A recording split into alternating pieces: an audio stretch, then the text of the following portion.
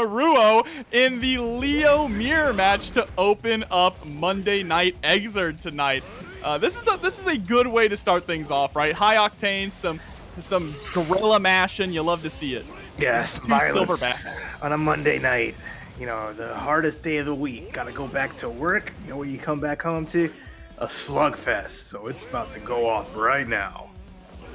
Yeah, we're letting the intros rock too. Says, who's more important? He says, I'm super important. Classic Leo. He looks so good in this game too. We'll find out who's more important against himself, though. That's the thing. Absolutely. Here we go to start things off. Both players actually going to create a little bit of space there. Probably looking forward for the fireball or something, right, to start things off, or that 2D advancing. I hear about space, but to get in that face right now is TomTom, the aggressor, the initiator. Big pressure, big damage, big mix-ups, and Haruo is I love that. Haruo'd right now. The super jump there, and then faking out right at the end with the overhead. Beautiful punish, too, with the 5P into the 5K. TomTom taking the first round in a very decisive fashion, effortlessly. Aggression just paying off the bat. IB's aplenty, though, gets counter hit. There's the burst that TomTom is trying to avoid getting blown up, but right now, they're doing the blowing up like a helium vendor. Yeah, and I mean, aggression is the name of the game in this mirror match, right? You need to smother your opponent, not give them the opportunity to get their snowball rolling, because Leo is a heavy snowball-based character. Yeah, making Nunu from League of Legends look like a poor man's ice snowman. But right now, the super is gonna be blocked out. Not too bad a situation here. I think yeah, having a 100 meter. Flash through it at the startup, just because, like, you know, you have to RC it immediately to not get blown up, and that's usually a chance for Leo to charge during the startup animation. Yeah, for sure, having that little bit of extra opportunity. But so far, it seems like whoever is getting the first hit is just taking the round, right, in a snowball fashion. TomTom once again putting Haruo into the blender. Showing that Leo players are looking like all offense.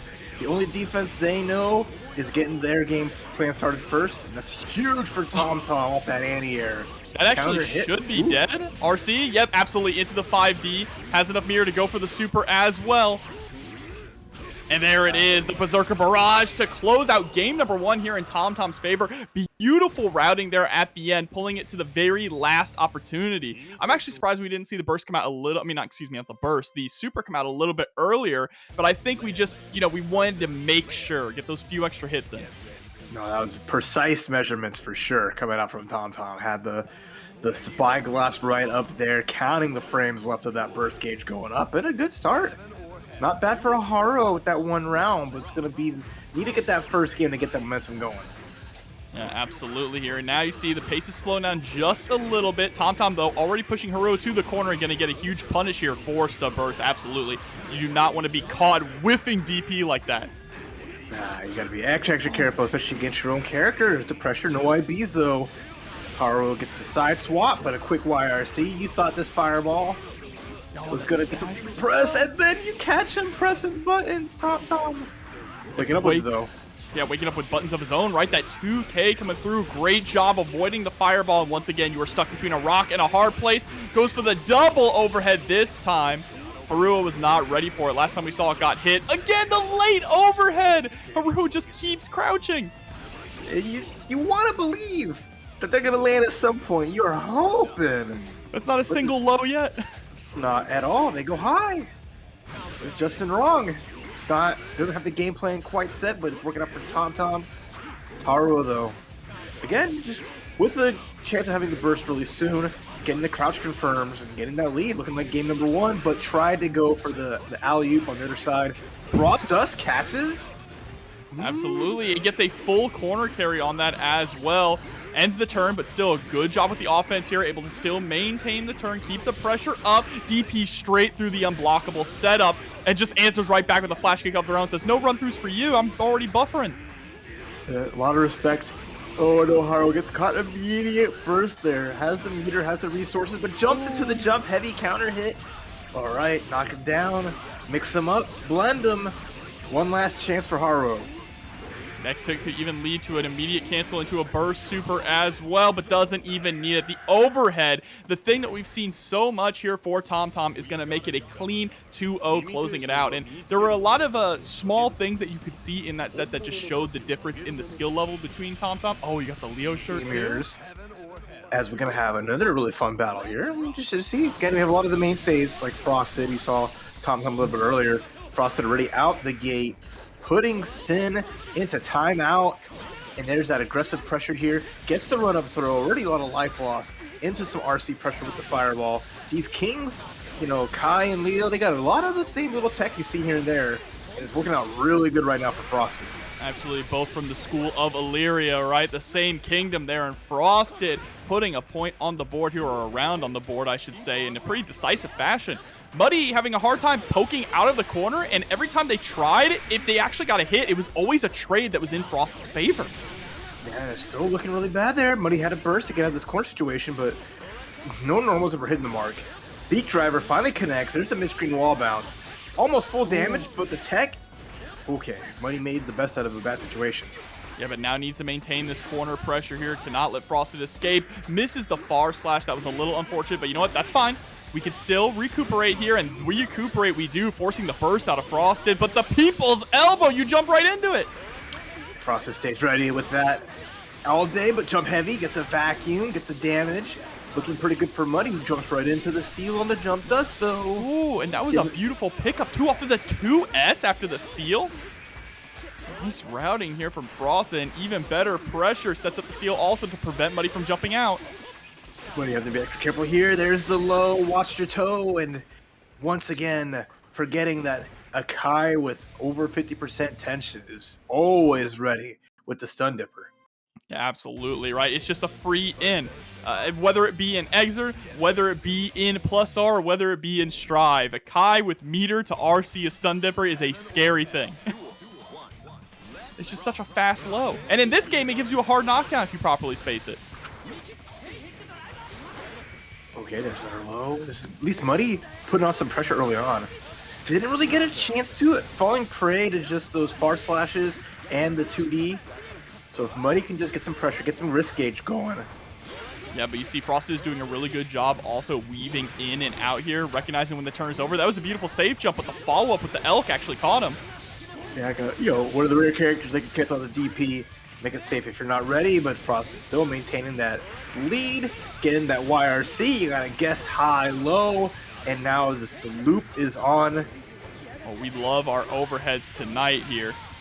Again, going for the double overhead after the delayed air dash. Just DP mid-screen there. Wonder what Frosted was expecting. But an unfortunate spend of the RC from Muddy. That could be meter that could help him a lot here if Frosted decides to burst. Oh, that was so good. It's very even there. The respect, the throw, running out of calories though. This is kind of the scary part. If you're Muddy. And the RC close slash. Muddy was so close to closing out that round. But yeah, like you mentioned, low on the calorie gauge, so had to be very cautious about throwing out special moves there. Yeah, it's always the hard part. Managing that substance and managing your hunger. Should have had a Snickers. We'll see if Muddy's got enough snacks in the pocket to make it last, because they're in the corner here. And Kai said, "Sorry, it's past your bedtime. No midnight snacks, my boy." He said, "Muddy, you're not you when you're hungry, all right?" Oh, but there's the burst coming out. No people's elbow this time. Instead, Frosted is going to get caught by the stray overhead. Nice damage here for Muddy, getting a nice bite as well.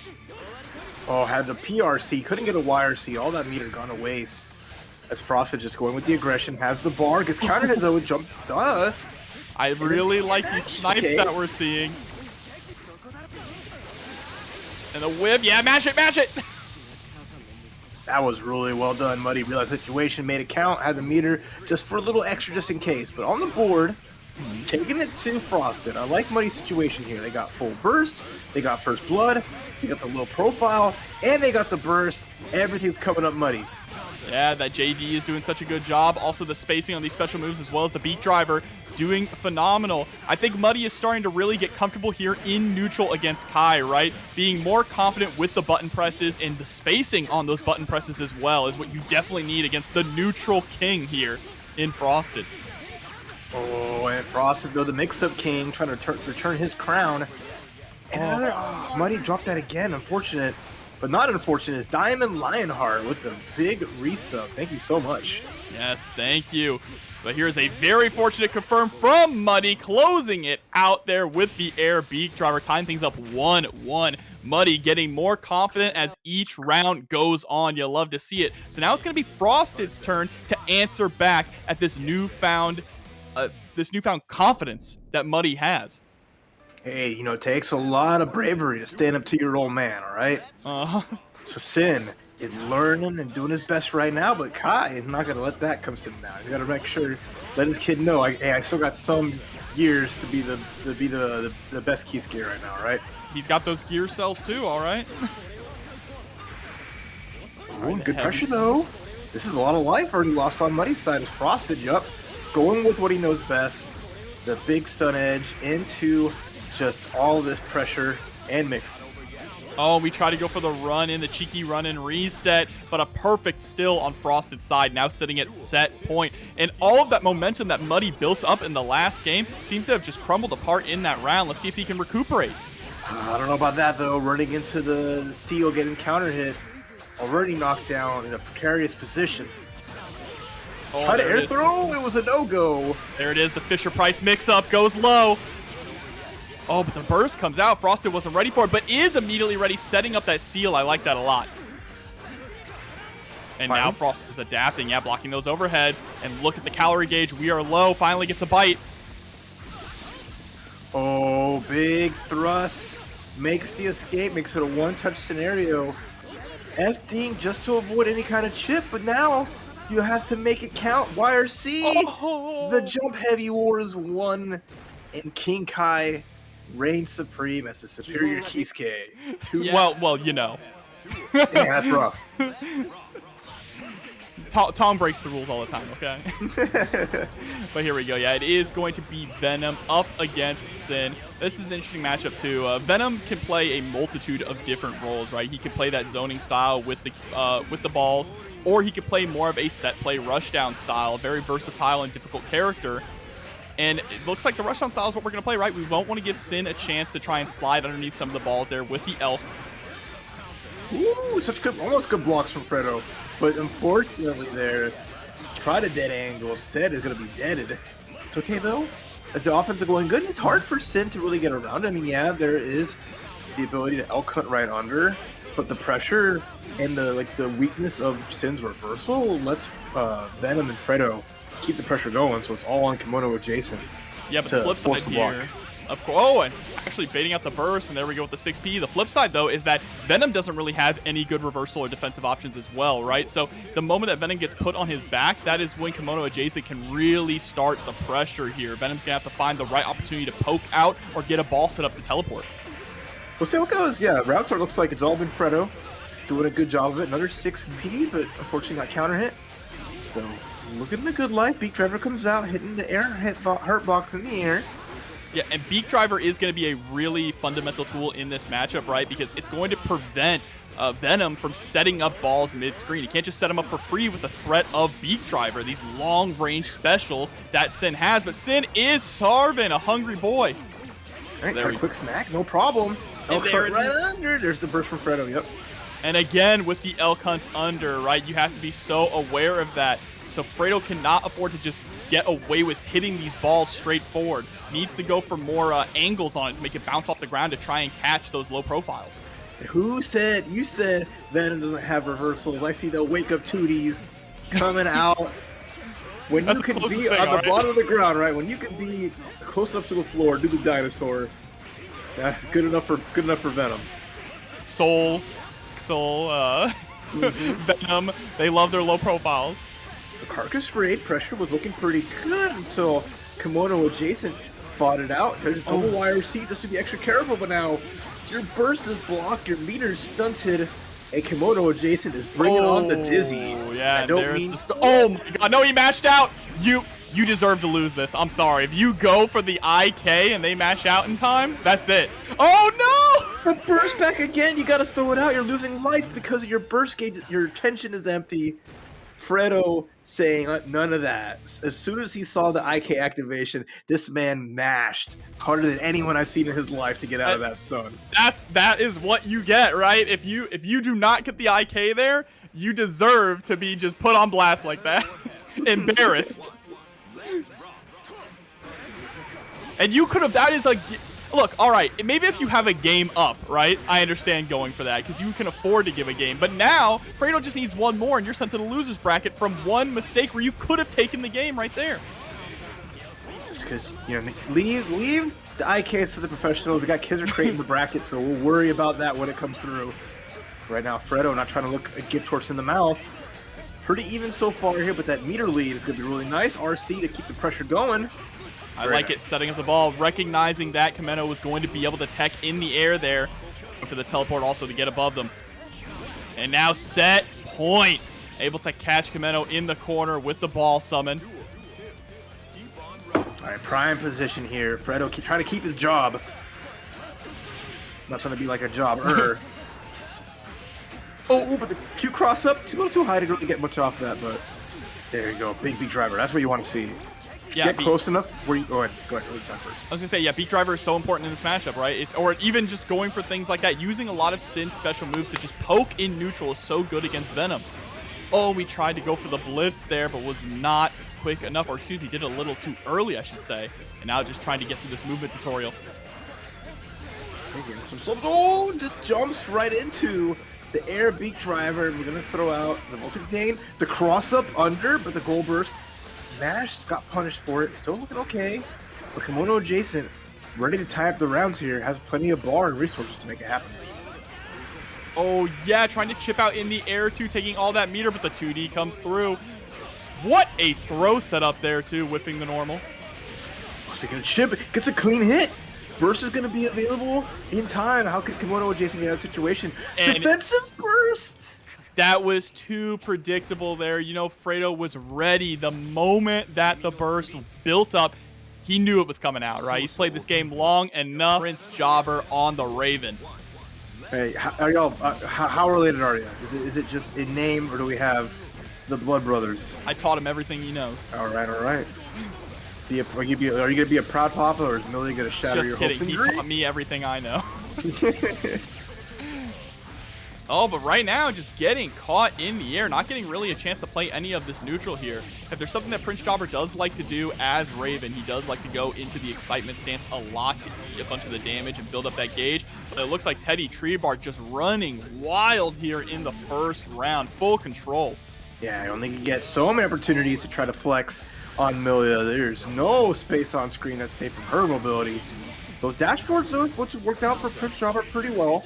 Having the invulnerability on Raven's dash has been really nice just to close the gap and get up nice and close. It can also be a very strong tool to avoid the pin and really keep Teddy from having to use more of the normals for pressure and neutral. Yeah, but there's a beautiful anti-air close /2. Catches the tech with the throw. And TeddyTreeBark just sticking into the air, being very difficult here for Jobber to catch. But finally, 2K2D is going to come out. And we're not seeing a lot of Prince Jobber go for chasing into the air, right? That's a big thing. It's just staying very grounded right now against Teddy. And I understand, sometimes it's scary to chase Millia into the air because of just how great her air buttons can be. And look at that JP into a full conversion. And Lancer trying to go excitement. YRC gets the scoop and the combo from it. It's pretty nice, but the scary part is, yeah, Teddy has the burst, can use it defensively on block, making it a one-touch scenario. Oh, dangerous game we're playing. Gets the last hit. Nice. Air to air with the jump back, jump P. If anything, I like that. Using that as an option. Jump P, one of Raven's strongest tools in the air. Very fast and good range. So prevent Teddy from going too crazy. The reset into the grab, going low, building up excitement too. Yeah, unfortunately there, we dropped the combo on the low confirm. And another thing that Prince Jobber really loves to do is just goes for a lot of resets just in the middle of pressure. Even if you're being hit, he'll just stop and reset and try and go for, you know, one of those command grabs there just to build up the excitement gauge or squeeze out a bit of extra damage. Trying to go for the 6P, actually going through, or it looked like maybe clashing with the pin. Jumping over the 5D, a bit of a scramble here in the corner, and it is going to be Teddy coming out on top. Yeah, I guess the burst out of that using the hair car. diving in, trying to do something, but Jump Heavy comes through. We're scrambling all over the place. Breakfast is on the floor. This is not looking sharp. Both players just trying to figure out a way around. Good blocks from Prince Jobber. Teddy Good stuff coming through from Fredo as well with the prime. Ooh, too far for the sweep. Didn't quite work out. The mash And out. there it is. Oh my god. Oh yeah, we mash. We mash with Raven. That was 4P, a clean, 4P, 5P, they're all good. a clean hit from that distance, but trying to go for the roll, and there was no way the lance was gonna hit because I think it was still standing. So it was just a big brave attack, and Prince Jobber with the first game. Yeah, absolutely. Looking incredibly strong here. Going down to the wire. But let's see if we can maintain that, though. It is time for game number 2. Teddy a little bit slower there, actually getting caught by the low. And now it's in the corner. Gold burst whiffs. And Prince Jobber going into the stance, too, trying to predict some kind of aggression. But unfortunately giving up the corner and allowing TeddyTreeBark to put on some pressure and forcing the burst out of him. All right, so the dash out and the air throw. Pretty good here for Prince Jobber. Just getting some damage where they can and take advantage of the fact that Millia with the low life. Now, how do you like getting mixed up? The pressure is on, the air, the throws are good. Yep. In a terrible situation. I love going for the needle there, right? Millia's greatest asset is her mobility. So anytime that you could put the needle on her and slow her down for a little bit, you are putting yourself in such an advantageous situation.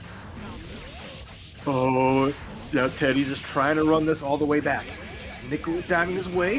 What? The little charge there on the blitz just to block the disc and then immediately dropping it. That was incredible from Prince Jobber, and now sitting at set point.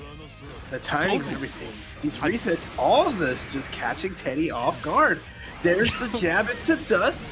Full damage here before there's any burst available. This is looking extra bad. Oh, nice. That was so smart from Teddy, though. Standing up to actually block the orb to make sure that the command grab didn't work. That is such a tricky thing that so many players get caught by. Yeah, all the tricks coming out here for Prince Jobber. Teddy finding a way around some of them, but still has got a bit of a ways to go. Ooh, that's a good start, though. Gets the hard knockdown, gets the disc, and now just forcing all that FD to run away. Oh, and we try to go for the scratch there, but the double roll into the throw. Time for some more set play. Mixes it up, and Teddy is going to secure a round. All right, that's all it takes. The spark, the fire, everything is lit here as TeddyTreeBark is trying to get it in and try to tie things up. Yeah, there is JH. JH is a god button for Raven, just putting a massive hitbox around you. 360. So good for chasing Millia into the air, too, right? If you catch her trying to preemptively put out an air button. But now, Prince Jobber once again back into the corner, blocking these discs. Ooh, and the low, Raph. Oh, teched out. Jobber made his escape, but the throws are coming through. Prince Jobber was pressing earlier. There's the press. I love that. Gets the double blitz. Gets the slowdown command grab. Excitement slowly going up. Oh, screw again. You're dead. So smart. Oh, not quite. He tried to run up, predicting some kind of reversal, but there it is. The sweep beating out the 5D. Prince Jobber is going to take it 2-0 over Teddy. That is Pzoo coming here. But perfectly balanced, immediately rushing on in, trying to get that knockdown to start the set play. Yeah, same as always. Don't let Venom have a chance to put out the pull balls, set up an array, put pressure, use those big normals like Jump D, use those two heavies, and just, yeah, dash through what you can, but Pzoo finding a little something and starting to put some pressure here. Yeah, and Raven's forward dash is going to be such a good tool as well for getting in on Venom, right? It travels a little bit of distance, and then he teleports, kind of similar to Slayer's, where he's invincible. And, of course, there you go, too. Just Needle, YRC, Glide is just a free I-skip neutral tool. When I was going to play defense, there's no neutral here. As Pzoo with the small life lead has good amount of pressure going. Yeah, and a great backdash, too. Yeah, staying out of all of Perfectly Balanced's effective ranges. Getting tagged there, avoiding any kind of re-pressure. I say that until the jump air dash comes out. Pzoo has a burst and has opportunity to make it out of here, but will they be able to use... There we go. They'll use their bar. That's the best way to end it, right? Yeah, and having Stinger charged up there too, you always need to keep in mind whenever you are putting pressure on Venom, he's holding back, so he's charging that Stinger, right? Meaning that the moment that you let up pressure or try to steal back a turn, especially if he has meter, he can let that rip with the Stinger YRC and turn things around just like that. Good spot here for Big Bounce, so fighting back. A small drop. He's going to be put under pressure. Gets hit by the fadeaway. Now is in the corner here, perfectly balanced. Harassing with the far slash and the 2H, and there it is, the tick throw coming through. Going for the damage route, just get a little extra damage, build up some more of that excitement gauge, but a nice 5P poke up there from Pzoo. Now it is time to get some set play started, has some meter to work with also. Again, just cross up, gets the overhead. Angel, gonna put out the Dark Angel, we're gonna set it up, get a bunch of damage, but because of the Guts Crush wasn't enough. Burst opportunity perfectly balanced. No meter here for Pzoo, but one hit'll do it. Oh, and there it is, delaying the air fall there, staggering it, and Pzoo is able to take game number 1 down to the wire once again. This early in the bracket, we are already seeing such close matchups. And this has been 7 years or 8 years of XRD now, so these players are definitely just at a completely different level. Yeah, everyone's just bringing their A game right now and keeping it competitive. Looking so good. It's perfectly balanced. They gotta figure out what they gotta do. Maybe throwing out a little less normals into the big buttons of Venom. Oh my god, we just hitting that crouch heavy like it's no one's business, like it's a good button. Oh, I mean, it's a god button. Does Raven have a bad button? That's a serious question. Venom's. Oh, crouching Does heavy. Venom have a bad button? That's a serious question. Crouching heavy is a more rare Pokemon. I'll say that much. If you're going to use any of this stuff, you're using like Crouch Slash, using the 2Ps, 2Ks, 2Ds. And speaking of the devil, there is the 2D immediately into the overhead mix. Setting out the ball. I like it, using it to catch the forward dash also. There is some recovery on that forward dash where he does reappear, so that is a good time. But as a person fighting Venom, or excuse me, fighting Raven, you do have to be looking out for and be used to whenever he does teleport in his dash. And I like that, the poke RC, just to maintain, just to gain some ground. Yeah, looking at a great situation here. Pzoo just maintaining the composure, but now back under blocking. Gets hit by the last scratch, and okay, perfectly balanced. With the little airbrush finish, doing pretty good there, just trying to turn this back up, even this out, and make it count. There's that poke immediately at round start. Pzoo just trying to gain control of the pace of the matchup here. Immediately putting perfectly balanced into the corner, and now starting to incorporate some of this throw into that strike throw game. Once Venom starts leaning into throws, it can get even scarier. Even busting out the overhead. Everything's looking good here. There's a burst available. I think perfectly balanced going to use it. They want to use it on their terms. And right now they're just putting on a little bit of pressure not to stay too obvious and get blown up by a burst bait. Oh yeah, and there's that 2H like you talked about. It does have a lot of recovery on it, so you need to be careful about just throwing it out willy-nilly, but still able to get the overhead straight into the low knockdown pressure. Oh, really good here. There's a burst that can be used at some point. Perfectly balanced. Gotta be careful. Don't want it to be too obvious. And we have a small poke war between the two. Pzoo just holding their ground. Yeah, perfectly balanced, being very cautious, understandably so. Cannot afford to take another hit. Using that range on the JD. Beautiful catch of the air grab. This can turn the momentum around, but what a block from Pzoo. And the blitz. No burst? Absolutely not. Saving it for potential last round. Perfectly balanced. Gotta be extra careful here to stay perfectly balanced. Don't want to lose any of this momentum. Don't want to fall off the board and get set to lose. Bracket gets the snipe out of the sky. And that builds up so much of the excitement gauge too when you land those command grabs. Now I love this. Strike throw, the mix was looking good, but the drop is going to let a 6P come out.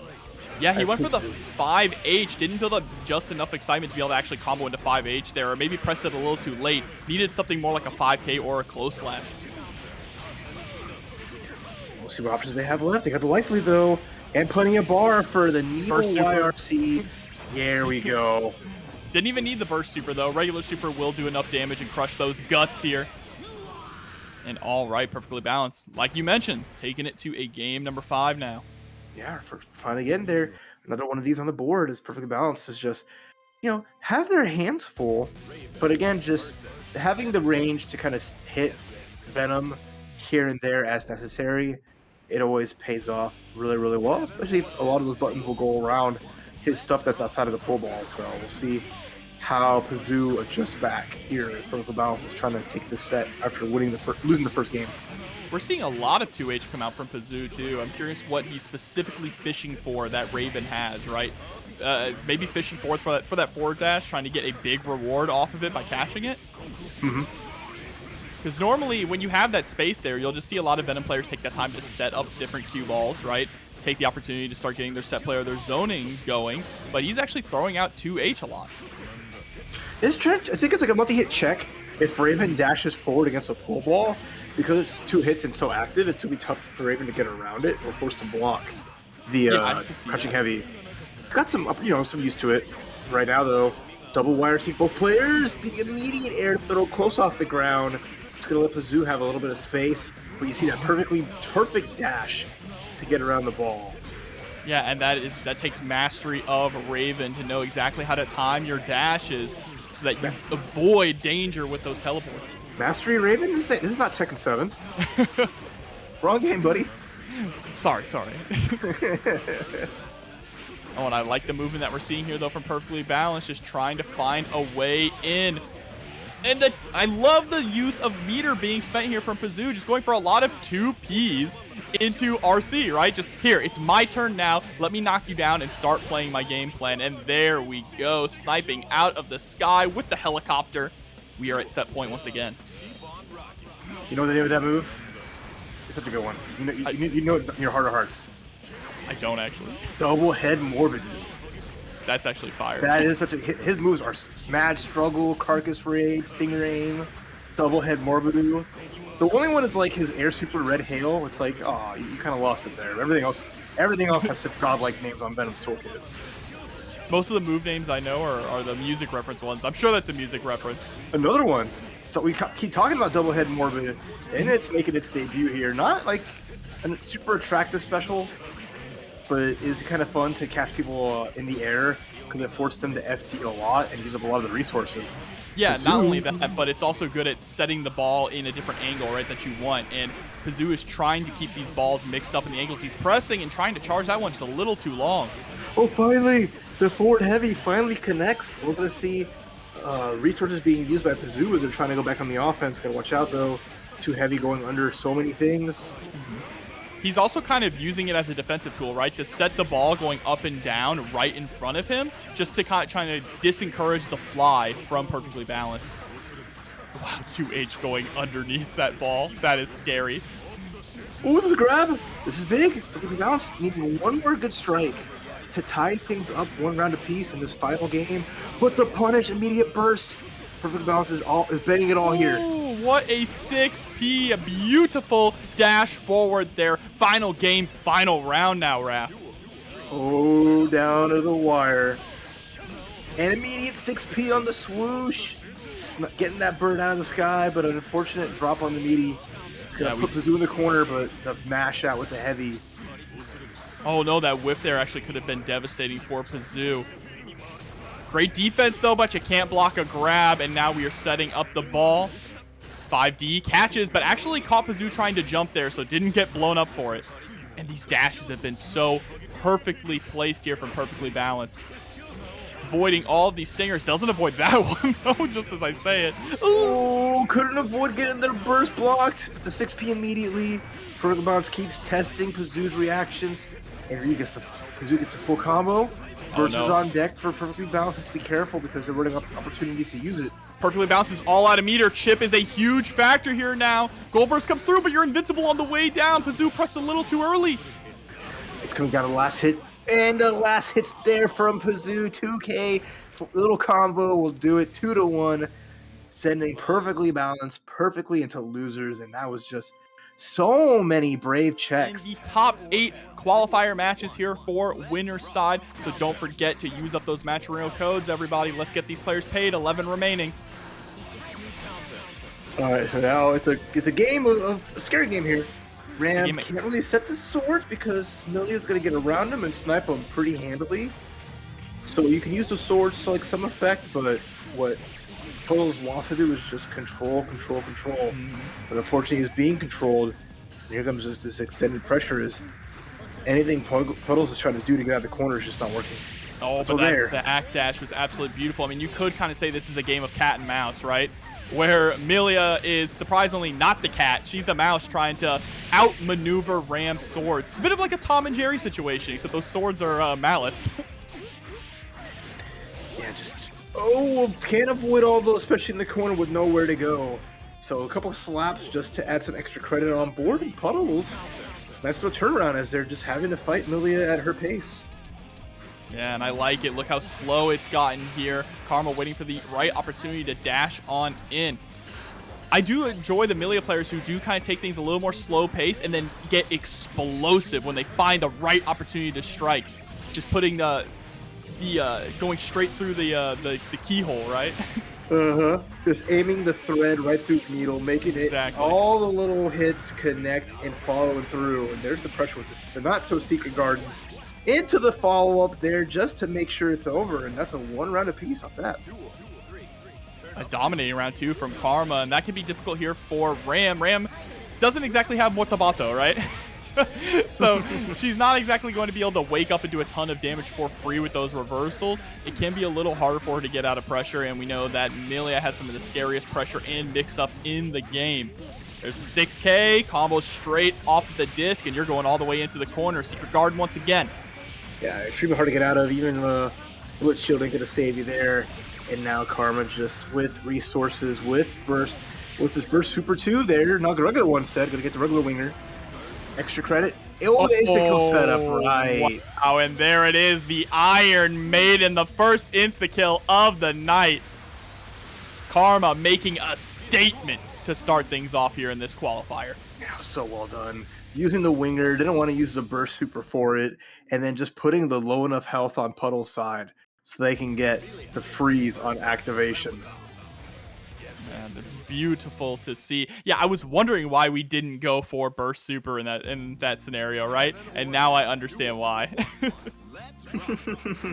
Hey, I was gonna put on a show. There's no reward for getting an IK on the stream, but you get the satisfaction knowing your opponent got sauced up, and there's still a second game to happen. It's mental damage. It's honestly mental damage, and there we go. Baiting out the burst too. Karma running wild with this momentum, going for the 5P confirms. Ooh, double extensions too with the little jump Ds, and then, yeah, so hard to guess in that Secret Garden off the hard knockdown, setting up the match point for Karma. Trade here, not really in anyone's favor, but Puddles gets caught trying to backpedal and is now once again stuck in a familiar situation that we have seen a lot so far in this set, Raph. Yeah, in the corner, nowhere to run. Under disc pressure and just Millia at the gates. Puddles is trying to block this out, finding opportunity, but it's so hard to make it worthwhile. Now it's almost a one-touch scenario. There's a burst still in play. Last chance for Puddles. But you know the moment that Karma gets a single touch, they're going to try and bait out that burst. Just absolutely, because that's the only opportunity you have to let the burst rip. Here's a nice confirm, though, from Puddles, getting the side swap. Very good. You want to take him to the closer corner here to get that pressure going, but it can be very difficult unless you're close enough to keep Millia locked down. She just gets that double jump out of the corner and avoids the swords and takes it 2-0. Kind of mess up the trajectory of his dashes. Let's see. Now, a lot to think about when you're dealing with it, but a lot for Savior to be careful with too. Has to know that, you know, Crocs is ready, willing, and able to drop it all on the line for the mix-ups, but instead, a lot of pressure early on, and it's been really, really good here. Savior is just keeping Crocs locked down and nowhere to go. Yeah, and that's exactly what he needs to do, right? But there we go. Finally, Footloose Journey able to escape. I like it. Trying to go for the crosswise heal, but that's exactly what Savior is going to do. Get out of the range of crosswise heal, throw out the love bomb, and just utilize a lot of these air dash JPs, a lot of the different items to prevent Slayer from backdashing for free. It's exactly what you're seeing, and that's a perfect, or semi-perfect there. Got touched once, I guess, huh? Yeah. Something a little bit chip damage comes a long way, but I'll just Savior with the long haul. Keeping it safe, keeping it solid, and answering back against Crocs and Socks pretty well. Nice IBs, a lot of meter built up. Backdashing to get out, but the counter hit's gonna get the full combo confirmed.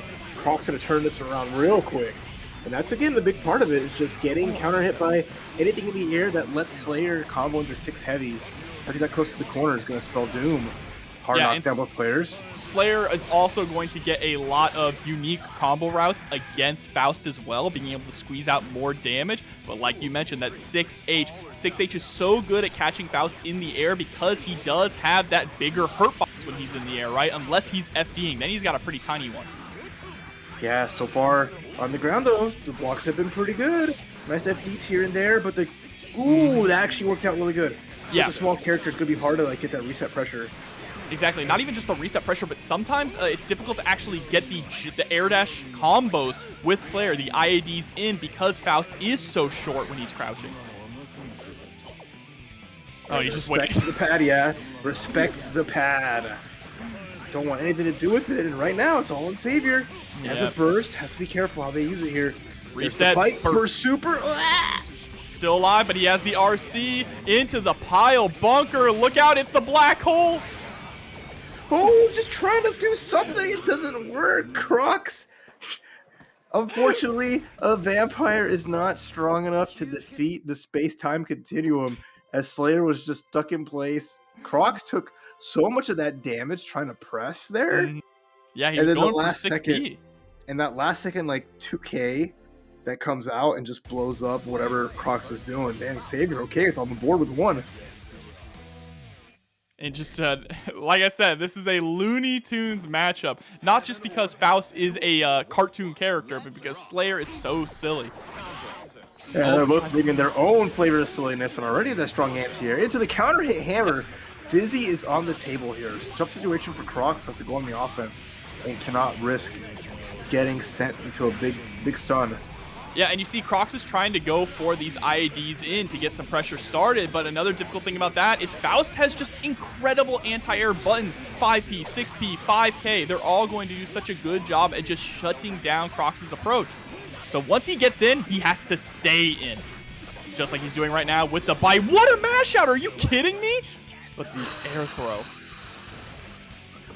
Those XRD, like star player air throws, like a few inches off the ground. There is no place in the sky that's safe. And already with the jump 2K, finding a regular hit, try to rethrow, try to make something cute. There it is. Oh, the yeah, backdash bite.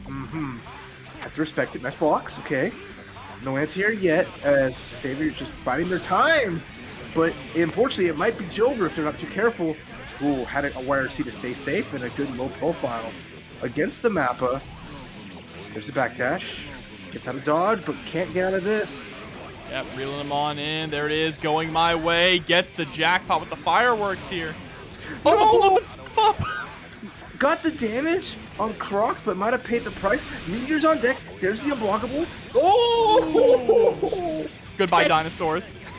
When tech buttons go wrong. Yeah, that was a very scary position for Crocs being no punish. No punish on the blocked pile bunker. Interesting to see.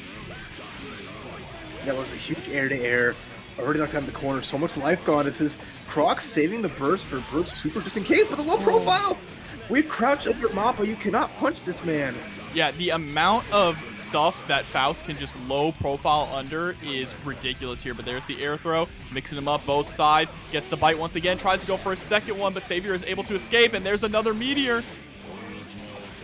Oh, I love Crocs being careful, but they're running out of time. Running out of resources. Little Faust is there. The jump heavy is there. The sky high burst and the funky punish. Oh my god. Savior. Okay. The skies. You thought meteors were the only thing you got to worry about coming from the heavens? No. That I've seen at least. But back here at TNS to reclaim the throne, going up against the one true prince. Yeah, so Prince Chopper probably going to go for a lot more of those P normals here. Just quick options to try and catch Ram, get the knockdown, and start running that glide mix-up. Also going to have to avoid this pressure here from Solstice, especially this pressure in the corner where Ram really excels. That was a great escape, though, with the forward dash. But back in it. Try to get it out, and you have opportunities to few and far between. Put RC into the pressure. There's a countered overhead, immediate burst. Now Solstice has got Prince Chopper right where he wants him. Yeah, and there's that JD into the set play. Great just blocks coming out here from Solstice. Getting some good frame data, but drops the pickup there on the counter hit JS. That's really unfortunate, allowing Prince Chopper to get right back into it. Yeah, looking good here. The burst is still on deck for Solstice, though, and it almost has meter for a dead angle, just in case it's necessary. I think that guard stance was trying to base anything out. It absolutely and there it is, was. finally. There's the guard cancel, just wanting to make some space as Solstice goes for a mix-up. Nice blocks from Prince Jobber, but gets full combo for the trouble. There's no Dead. super here to finish it off. Yeah, so a little bit of resources left. If he would have been able to hit that 2S, probably would have gotten the kill, but the sword is going to be enough to do it. And listen, those random stances that you're seeing, too, coming out from Prince Jobber, if there's one thing to describe how he plays, my man likes to play like an asshole, all right? Hey, whatever works. Sometimes you gotta be a big old jerk. And right now, Solstice finding a catch, getting a little bit of a combo, getting some damage. Tried to follow up. If that hit, that would have been huge, but luckily Jobber tries to get out of it. Unfortunately, gets 6P'd, and now, yeah, you gotta hold some of this pressure here as Solstice just taking to the corner. That low blitz was interesting. Actually ducked underneath the sword and protected his legs. Unfortunately, wasn't able to get anything off from it. But doing a good job utilizing the pin also to try and get rid of the swords. Oh no, getting caught in the air. This is a real bad situation here as Solstice going to need one more solid hit to finish the draw. One for overhead, double overhead. And now that's game one Solstice, who just has such a greatly designed and structured pressure sequence. Either just on block or getting a knockdown and just really put you to the ringer. So well done to them closing out that first game. Yeah, and Solstice is so proficient at keeping himself in a good position when the swords are out too, right? Basically covering all angles that the opponent wants to try and escape from, or even approach if we're going the swords are out in neutral. Here we go. 5D. No, tries to bait out the burst there, but didn't get it. Interesting flash too with that JK. Yeah, not bad. Be back in the mid screen. And ran with the swords on top of her, less scary, so you get a little more room to move. But now that you're back in this corner situation, gets to punish the dollar roll. Very nice IB on it. Into the low. But yeah, I think jumping out of the replay. Solstice has shown that they've been really adept at avoiding repressure and having answers for how Prince Jobber's just trying to run this offense. Either through clutch IBs, but through also good jumps. And right now, maintaining the lively, go for the overhead for a combo. Good blocks from Prince Jobber, but still hasn't found a good hit here. Yeah, and it's just not getting a chance to go for this fly pressure. Solstice is knocking him out of the skies every single time, but there's the command grab. Goes into the RC. We're going to be able to combo after this. There we go. Straight into the JD early on to get that set play. All right, dead angle, though. Immediately to get out of the situation, there's a burst. I don't want to see Prince Jobber use it. I want to see him hold on to it. Just to be on the safe side, a quick blitz. Gets a knockdown still in there. Tries to go for the low. RC to set up the orb. I like using the orb as a bit of a shield as well to prevent Solstice from coming in, preemptively getting rid of those swords. Tries to fly on in. The chip damage doesn't get chipped out, but chip was absolutely going to be a factor there. Just got caught trying to fuzzy block. Bad situation now, especially since the fact that Solstice is on match point. Prince Jobber has to pull something out of their hat as they got Solstice in the corner, but they get knocked down. Solstice finds the crossover. And now here comes that almost immaculate pressure here. Oh, the burst can block. Great What stuff. a call out, too. Scooped out of the skies with the fly. Yep, setting up the orb. We've been going low a lot here, too, with that orb out. Solstice has been ready for it. And again, trying to be really cheeky with the excitement stance. That jump does connect. On the verge of getting around on the board here. Prince Jobber's got to be careful, though, because this is all Solstice needs to get started. With a pixel and a dream, building up a water bar too, and you're just seeing this damage come out. There's a burst available for Prince Jobber. He's going to have to use it at some point, or can hold on to it because they have a game 3 to go into. Oh no, this is it here. If Solstice gets the kill here, that's it. I love that little last hit with the super, catching the OTG. And with that, Solstice now taking the set 2-0, getting to top 8 on the winner's side. Forcing Prince Jobber off of the throne. We'll have to make Pzoo really think their pressure. We'll see how it goes as we go into game 1. Doesn't want to doesn't want to be unpredictable, throwing out the balls, just letting her block and be able to bust out. Yeah, you can see trying to be very patient here. Mystic does like to go for the command dash a lot with Baiken here. And so if Pzoo is just putting out balls or throwing out Stinger willy-nilly, that's going to be a free way for Mystic to get in. And you can see just the respect from Pzoo, but unfortunately the burst gets baited here. Yeah, Mystic was way over just sitting there waiting. Went for the instant air dash, grabbed the burst, gets this big damage, and now we're at a one-touch scenario. As the grab throw misses, but Mystic was still with a big lead here. Yeah, and this throw also is going to be good for Pzoo, though, to try and get something started. And look at that. Just parry immediately, get out of the corner for free. That is why you're seeing Pzoo being so cautious about neutral, but wasn't cautious enough there in the pressure. Yeah, I'll take that one Aaron projectile. Something comes out that you're confident, oh, they got to block this, but it's Baiken. There is the air.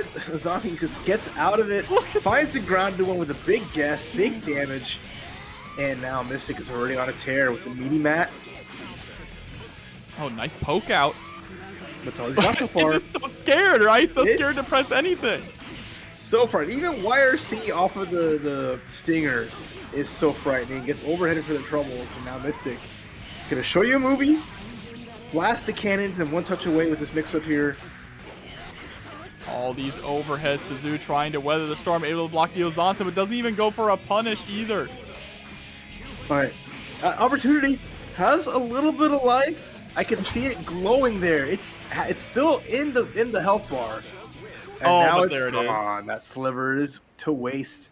Mystic with the first game. And you saw Pzoo is trying to go for the fake out, like, ha, I'm going to shoot the ball at you. Just kidding. Trying to bait Mystic into whiffing the parry, right? So he could rush on in and actually do something.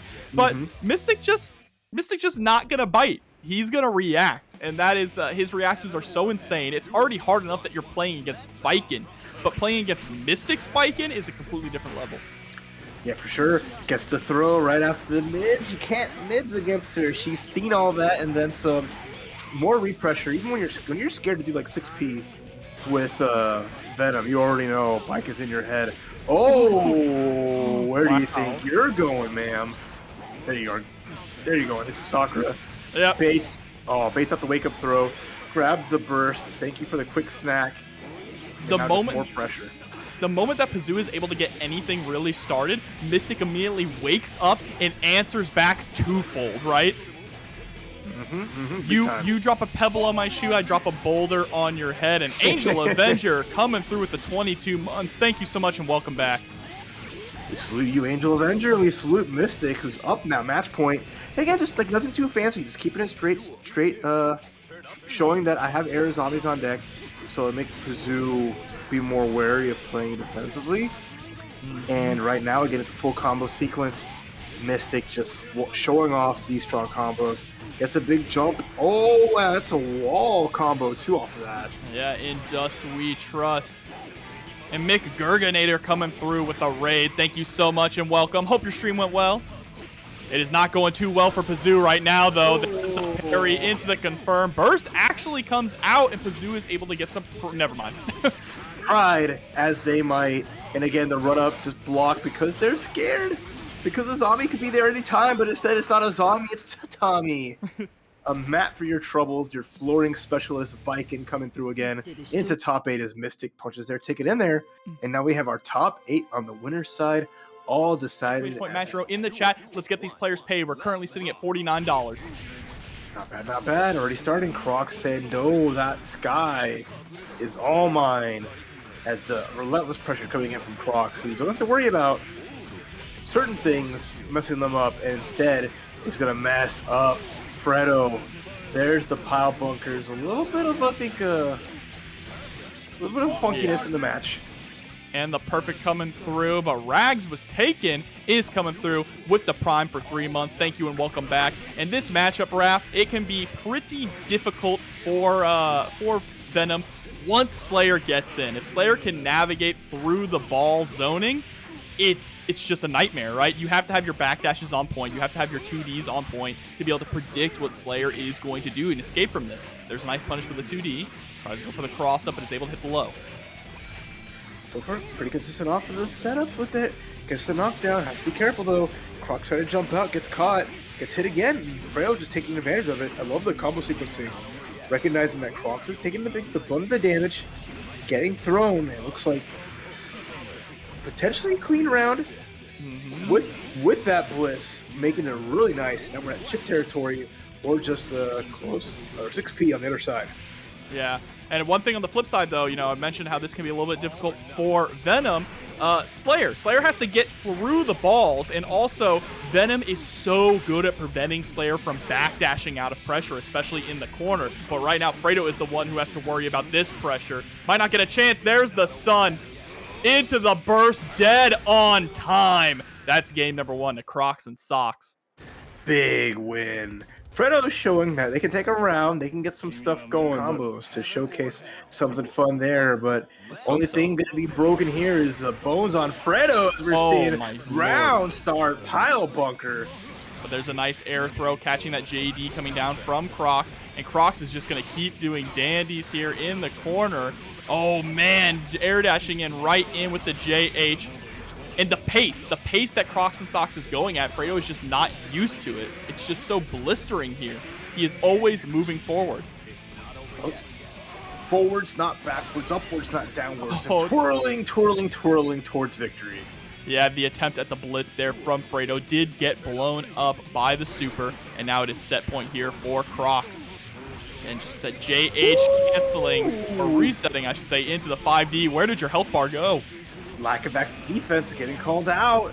There is a big hit on there, and just Crocs trying to okey doke a little bit of something here. And then oh, right on time once again. Showcasing that Fredo, you gotta tighten it up and be careful, because you might have the pull ball, but this man's got the loaded gun. A little bit of a rare occurrence, but we'll see out of these two. Our first sighting of the one and only KizzerCrate. The World Warrior has been coming through a lot of offline tournaments and having some good fun now that XRD is back on the menu. But Puddles getting that knockdown, getting that pressure, low profile, and the vapor thrust. And that's always the dangerous part. Kai's got a great reversal if you're gonna crouch block it normally. What a throw! Crossover in the corner.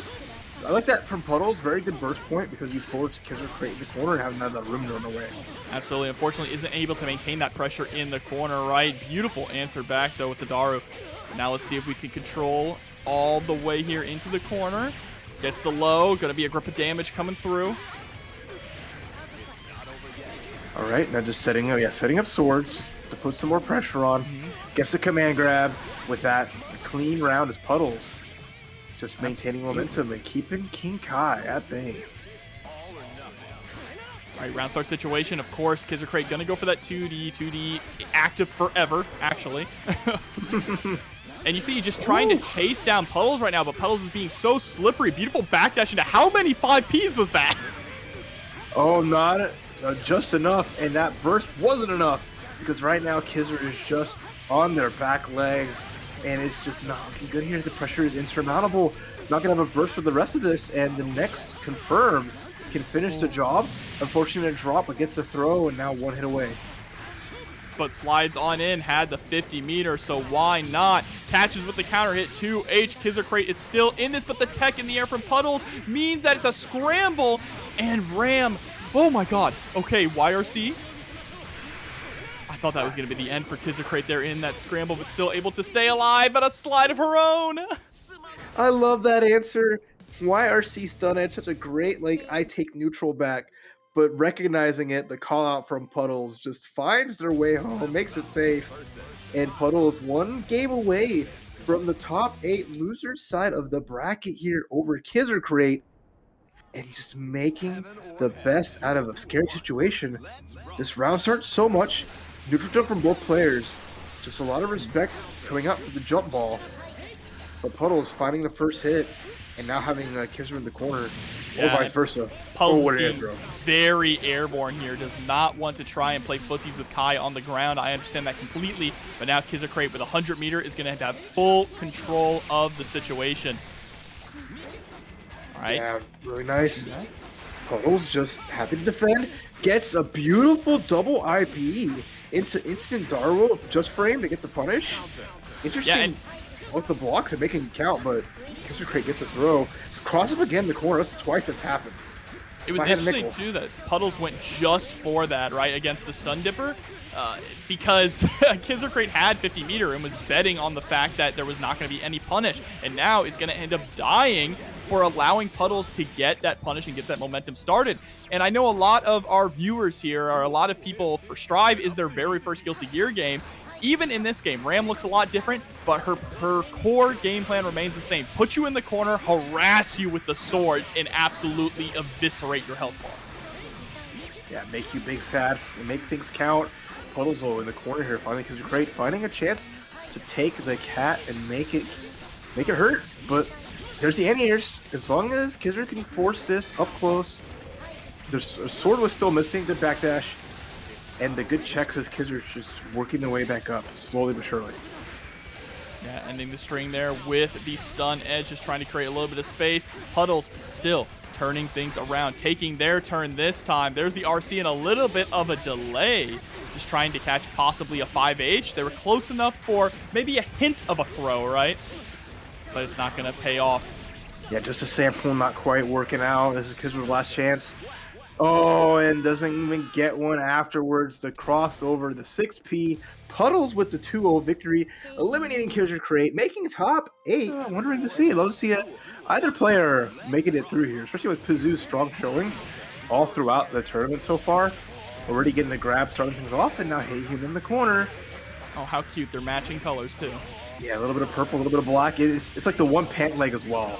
That's the Judgment Day colors for all my wrestling fans out there. Oh, but there's a nice just block on the axe kick, able to get the punish with the 2P. A very little punish, but that's okay. And Koom is so... Oh, my God. Okay, we only go for 2 reps immediately into the set play. I was going to say that Koom is so big that is just a much bigger body to be able to try and get through all of these balls, right? Whether it be set play or just be in neutral. And speaking of balls... Yeah, there's the big one. Into the reset, the air on block.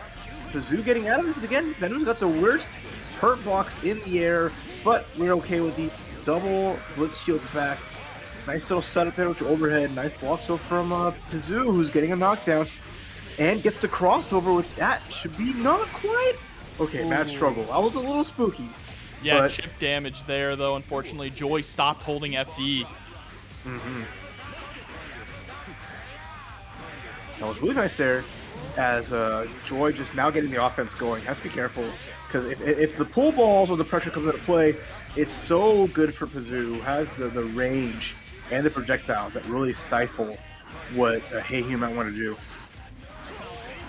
Oh, but a beautiful 6P, too. Pzoo has been answering that a lot there. Not going to get those free drops on your head, but is going to hit the low there with the 6K. Very nice. Yeah, looking good there. It is scary, right? It's especially Venom with meter. Joy now just wanting to amount to something with the FDs, making it hard to keep up. Got the crossover, didn't get a full punish in the burst, but that puts Pzoo in a great position as he's just getting a jump in. And look at this pressure more again, just setting up ball. But the Grandpa Viper is going to get the wall bounce. Good damage here, should be enough. Oh, confirm off of that. Well done. That was kind of crazy routing coming through from Joy. Also, tying things up 1-1. But again, you're not going to get that for free there. The quarter circle back in the air. 6P just coming out and blowing it up every time. And Venom has one of the best 6Ps in the game, right up there with Kai. Yeah, big in the business. And even with the jump air normals, using everything smart, gets a grab. Pressure's going good. Solid, nothing too crazy. Just a simple workflow. He missed the ball. Oh, it's okay though. Was able to tech out because, again, air Venom. You do not want to ride those rides. It's shaky. It's scary. Gonna catch the big hit, and that's gonna be a burst. Joy trying to salvage this round, but can't even scramble. Yeah, that was unfortunate there. Even if you didn't get clipped by the Dark Angel, you were gonna have to spend all of your meter to avoid it, just to block it, right? It's just such a strong chip damage setup. And I think that might have been a dead angle in there. I think it was. It was like, yeah, they used a meter to bust out, but then you just run into the pool hall and get a face full of Lucille. Yeah, because even if you hit Venom, the Dark Angel ain't going anywhere. Not at all. Not at all. All right, now, Pzoo looking good here. One game away from making top 8 in the loser's side and taking Joy out, but never, ever over. Nice jump back. Oh, and the crossover! I don't like that so much because Joy put herself put them in the corner, and eats the dust, takes the burst out. Everything turned around for Pzoo there. Really well done. So how are you supposed to expect that Pzoo is going to be ready for such an obscure move to come out, right? Mm-hmm. That move is rarely used.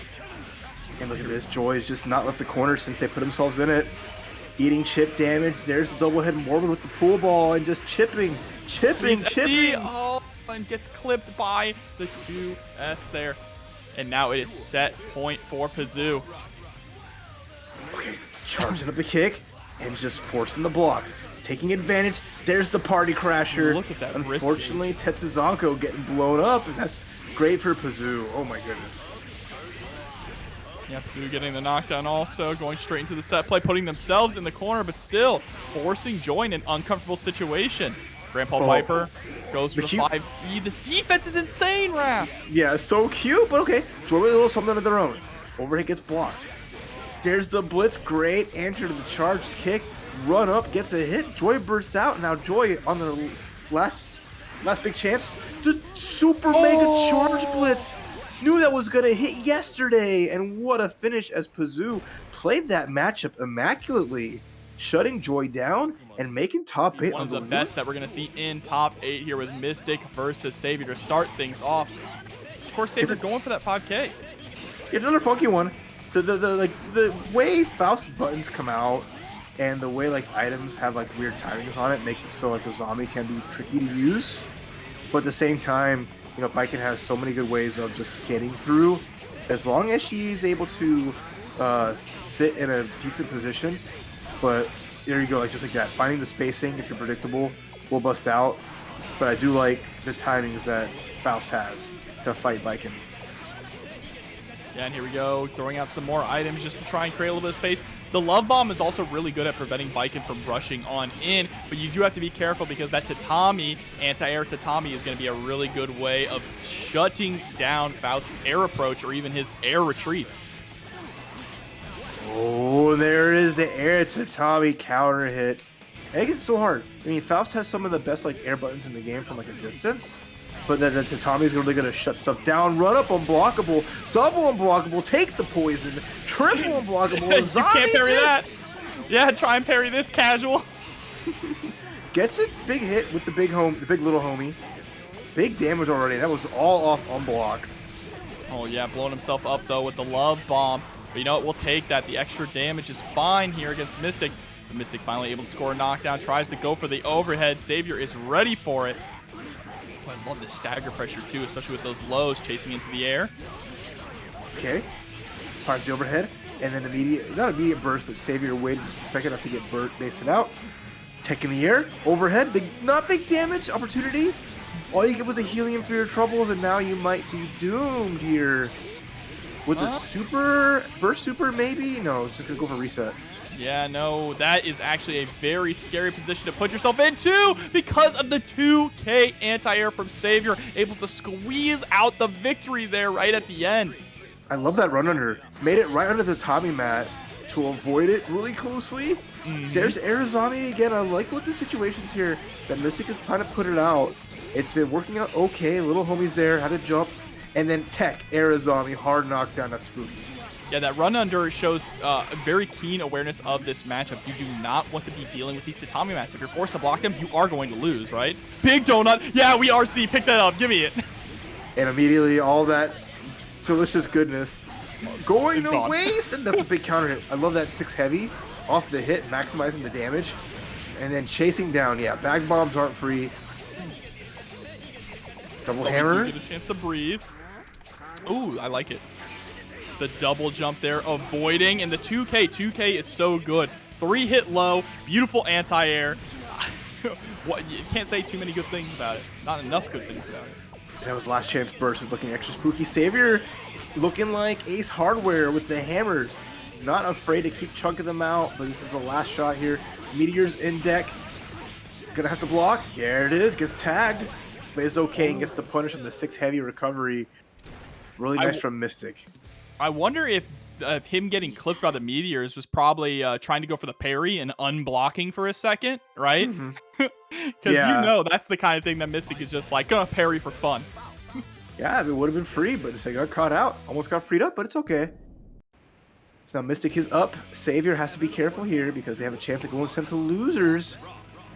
But everything's been working out decently well. They found like good opportunities, blowing up these Azamis, getting these grabs where they matter most with the items, and just has to be careful about how they attack, especially when Mystic goes through these air Azami resets. And that was smart for Mystic as well, not to air dash after the JD because Mini Faust was on the ground. Would have landed right on top of him, but is going to get the dust loops here. Tries to go for the instant overhead. Right, oil out of play. Everything's less, a little less slick, a little more normal. But Savior, though, just trying to find opportunities. Little big homies back on deck. The jackpot Mini Faust. Here he comes, oh lord.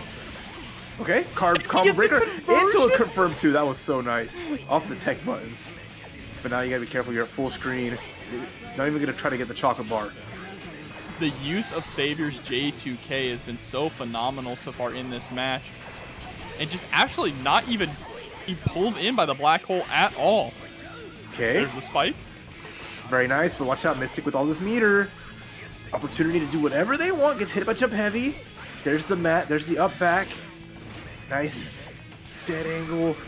Oh, and a wonderful jump back. That move again is unblockable. It's not a command grab, but you can up back and FD it. It'll still come out even when it activates the max. This is danger time on first of the night. 6P, full combo. There's the bursto to escape the situation. Oh, and the whiff. That was so lucky for Savior. Mystic was ready with the parry in the air.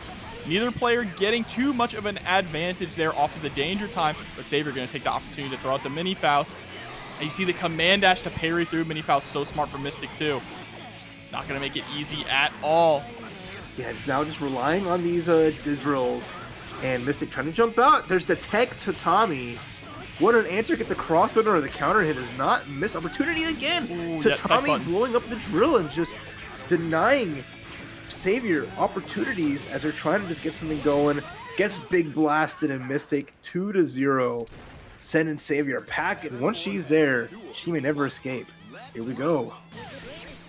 And far. Well, here we don't. Are they just going to run it? It looks like they are. Maybe Karma was caught, caught in the bathroom. Caught taking a swig. But it looks like they are just going straight in it. Well, respect on Solstice for not taking advantage of it. The why you standing up for tech of not running up and just hitting a dust. Right? I would have. Alright, run up 6P. I like that as an answer. Against a lot of the preemptive jumps. Gets it knocked down into Secret Garden. Just wants to enforce the block. And just makes his mix-ups and tests Solstice defense. I like the neutral jump JP there as well. Just a wall of quick normals to try and prevent either a grounded approach or an air escape. Nice confirm too from Karma. Setting it up. Has the opportunity here to close it out. Has the meter too, but doesn't get a chance to spend anything. And now is going to get carried all the way over to the other corner. Yeah, this is everything working. Oh, but the wake up buttons, never mind. I thought Solstice was going to get a chance to do a little bit of meaty there. Instead gets tagged, it's going to go down. As Karma just came up swinging and said, no, I don't believe in that pressure. I saw the gap, I saw the frames. And I mean, ooh, air throw. Jump heavy is trying to come out. Good start with the 2D. And I like this from Solstice, who gets the tech, gets an air throw of their own, and now can enforce their pressure after getting a huge life lead. And I love these press outs too from Karma, recognizing the gaps in Solstice's pressure, whether it be the gaps to summon the swords or set them, right? Or even call them back. That is your opportunity to press, your opportunity to escape. It can be very difficult to catch though. Yeah, for sure. Got to be extra careful here. I like this pressure though.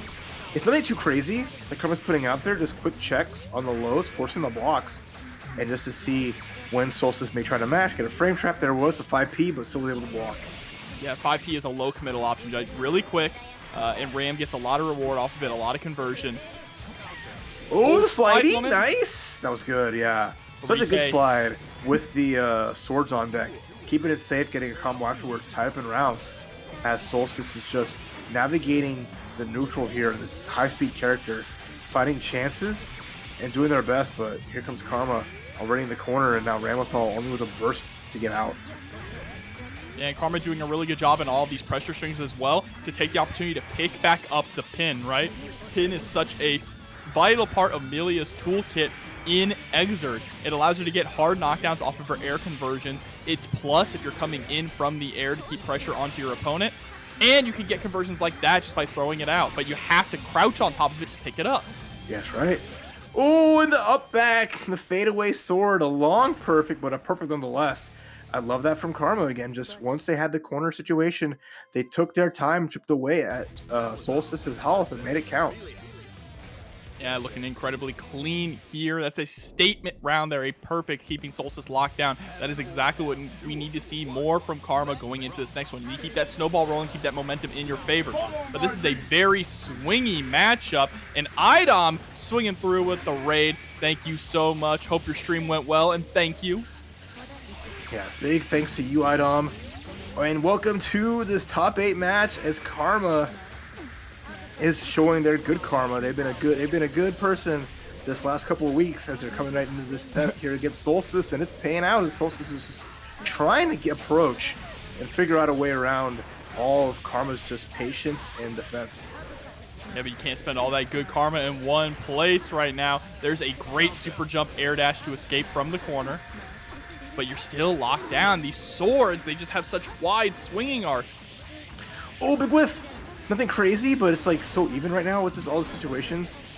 And the one Karma gold. just needs a knockdown. It's going to opt to get it there off the combo off the 6K. But a gold burst from Solstice. How are they going to use this bar here? There's one YRC on the crouching heavy.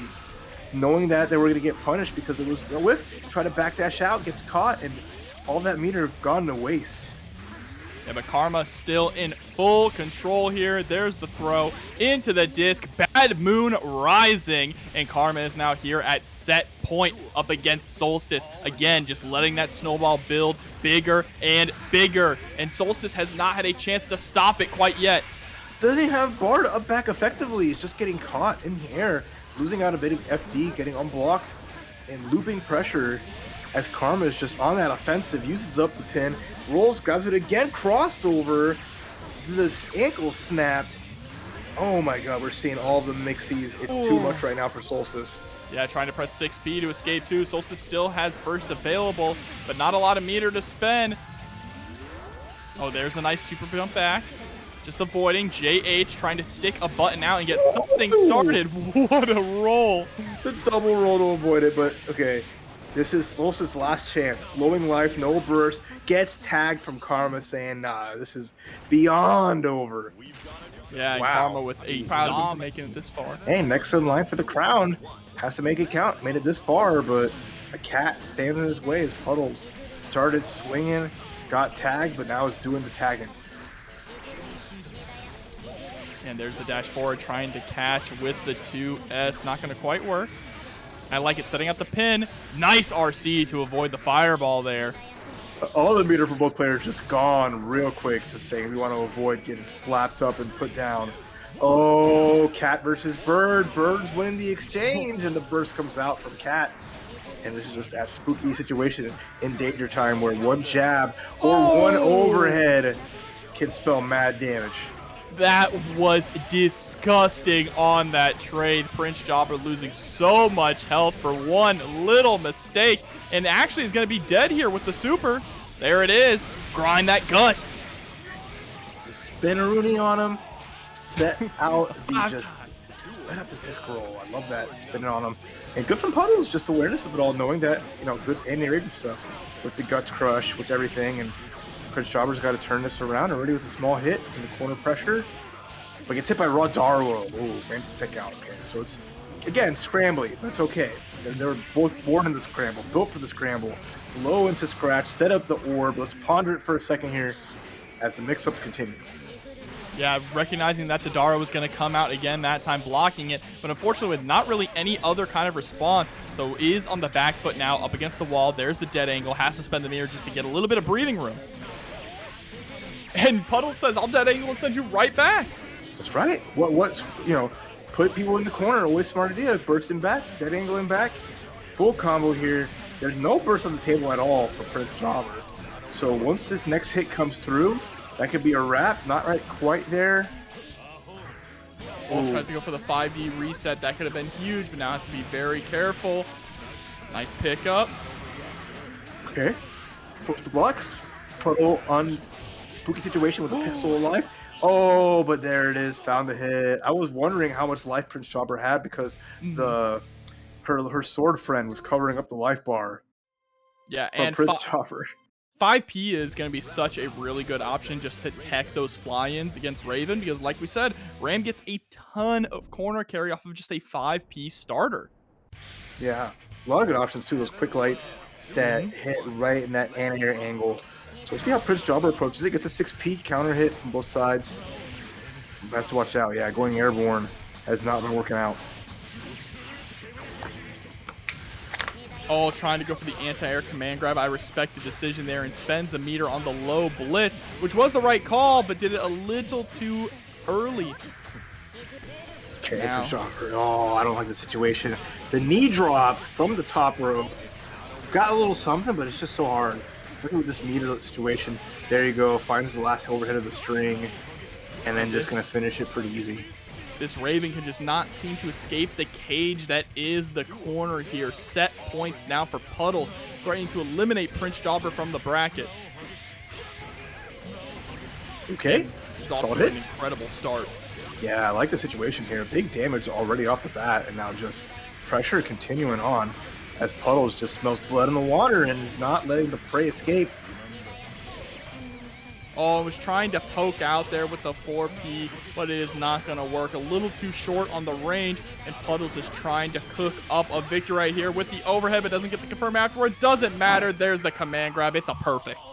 Again, Cat versus Bird, looking always a good matchup for Cat as she claws her way up there. Nintendo is a much more like a more slower paced Slayer, whilst Crocs and Socks definitely puts the pedal to the metal. Yeah, he likes to party. But they both got a party, as we can do. Slayer taking inspiration from all the mini Slayers of Japan who know that his character can just go for robbery. Might not be the best, but all he needs is one hit to get going, one to reset, and you're just going to be blowing up. Overhead counter hit. Speaking of blow-ups, nice until... Oh, the backdash cancel. You cannot throw this character point blank. And then the 6P counter hit. It was just call out after call out. Saw the button press, blowing up Pzoo for not waking up the blocks. Oh, but there's a nice 6P answering from Pzoo. Only able to get something started here, but Footloose Journey just completely circumvent the movement tutorial, right? Don't even have to deal with it. No. Oh, wow. Almost had a punish. I love that up back air dash in just to try to get that off of the burst. And now Pzoo in a very scary situation, having to worry about all the fancy stuff that Slayer can just throw out for damage or otherwise. Yeah, beautiful backdash there from both of those players, but Crocs and Socks, his backdash is going just the jump back JS. Just dancing on him, huh? Laughing in the air. Man wanted to run away, took to the skies. But this is good for Pzoo, who's holding their ground, has a bit of a lead, and is safely putting out balls and stingers. Gets gripped, knocked down, do it again.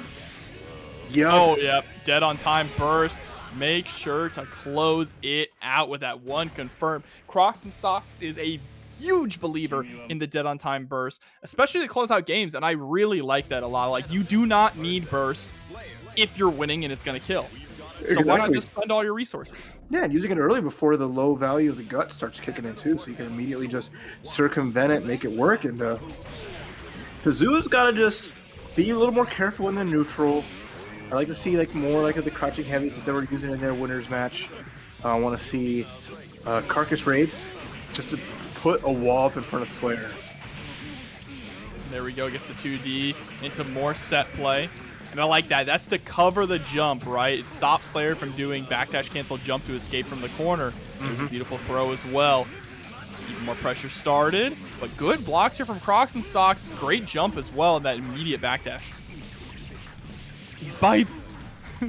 All of them? Oh, no. He wants a snack, okay? It's not too late. Never too late. Instead, it's going to find a pile bunker. Oh, my God. He punched out all his blood. He punched his ticket to soon out of the tournament here. Pzoo's just getting enough on there. He'll get a free bowl of ramen if he gets a couple more punches. It's not looking good. Here gets the air throw, though, catching the backdash cancel jump. But you can't get too close as Crocs is just biding their time. Oh, and the JD scoring the knockdown, swapping sides. But swapping sides, unfortunately, coming back to haunt them. What?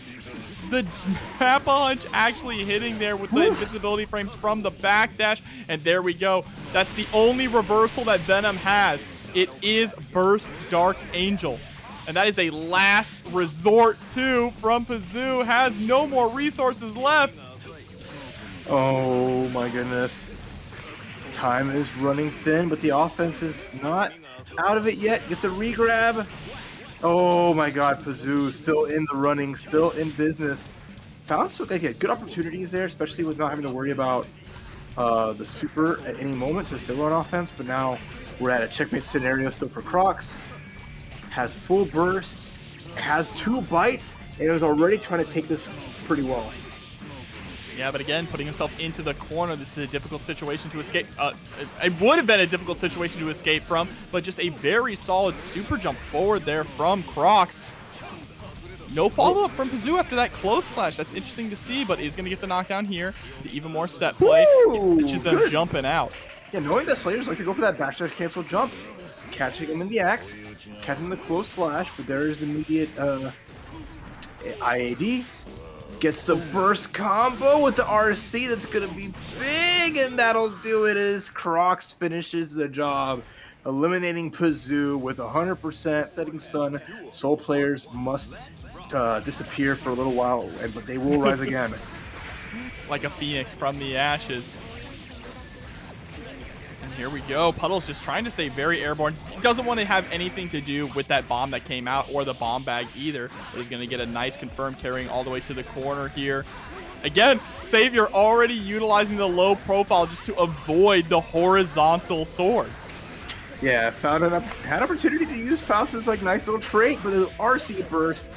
Oh, Savior with the cute stuff isn't cute enough, as now they're just getting manhandled by Ramlethal. And then, yeah, just unseeable. Unseeable mix-ups, high lows, instant overheads. Oh, not a good look here. Savior has very low burst, gets the invincible dust to actually connect. That's actually a good start here. He's going to need to get as much damage and pressure to get this burst back. Oh, but the meteors actually miss. Really unfortunate. Savior actually pulled Puddles up a little too high in the corner, but is going to be able to beat out that burst and put them right back. Put themselves right back. No, this is where it starts. Ramlethal just finding that hit. Again, she gives back, the opponent gets so much burst gauge from getting hit by her, so it's actually a pretty good move for Savior, who can maintain a life lead and probably will get burst back. The command grab, though, connects. A lot of clean damage here as Savior's going to go for a knockdown. And I think if they get a next hit, they can finish the job. But we're having a very difficult time figuring out how to escape. No! Lands right on in after the JP. Oh, that's another super!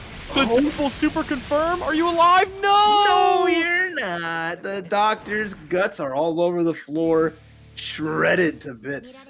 Because, again, 100% tension, Ramlethal, the amount of guts crush and destruction she can wage on your life bar is insane.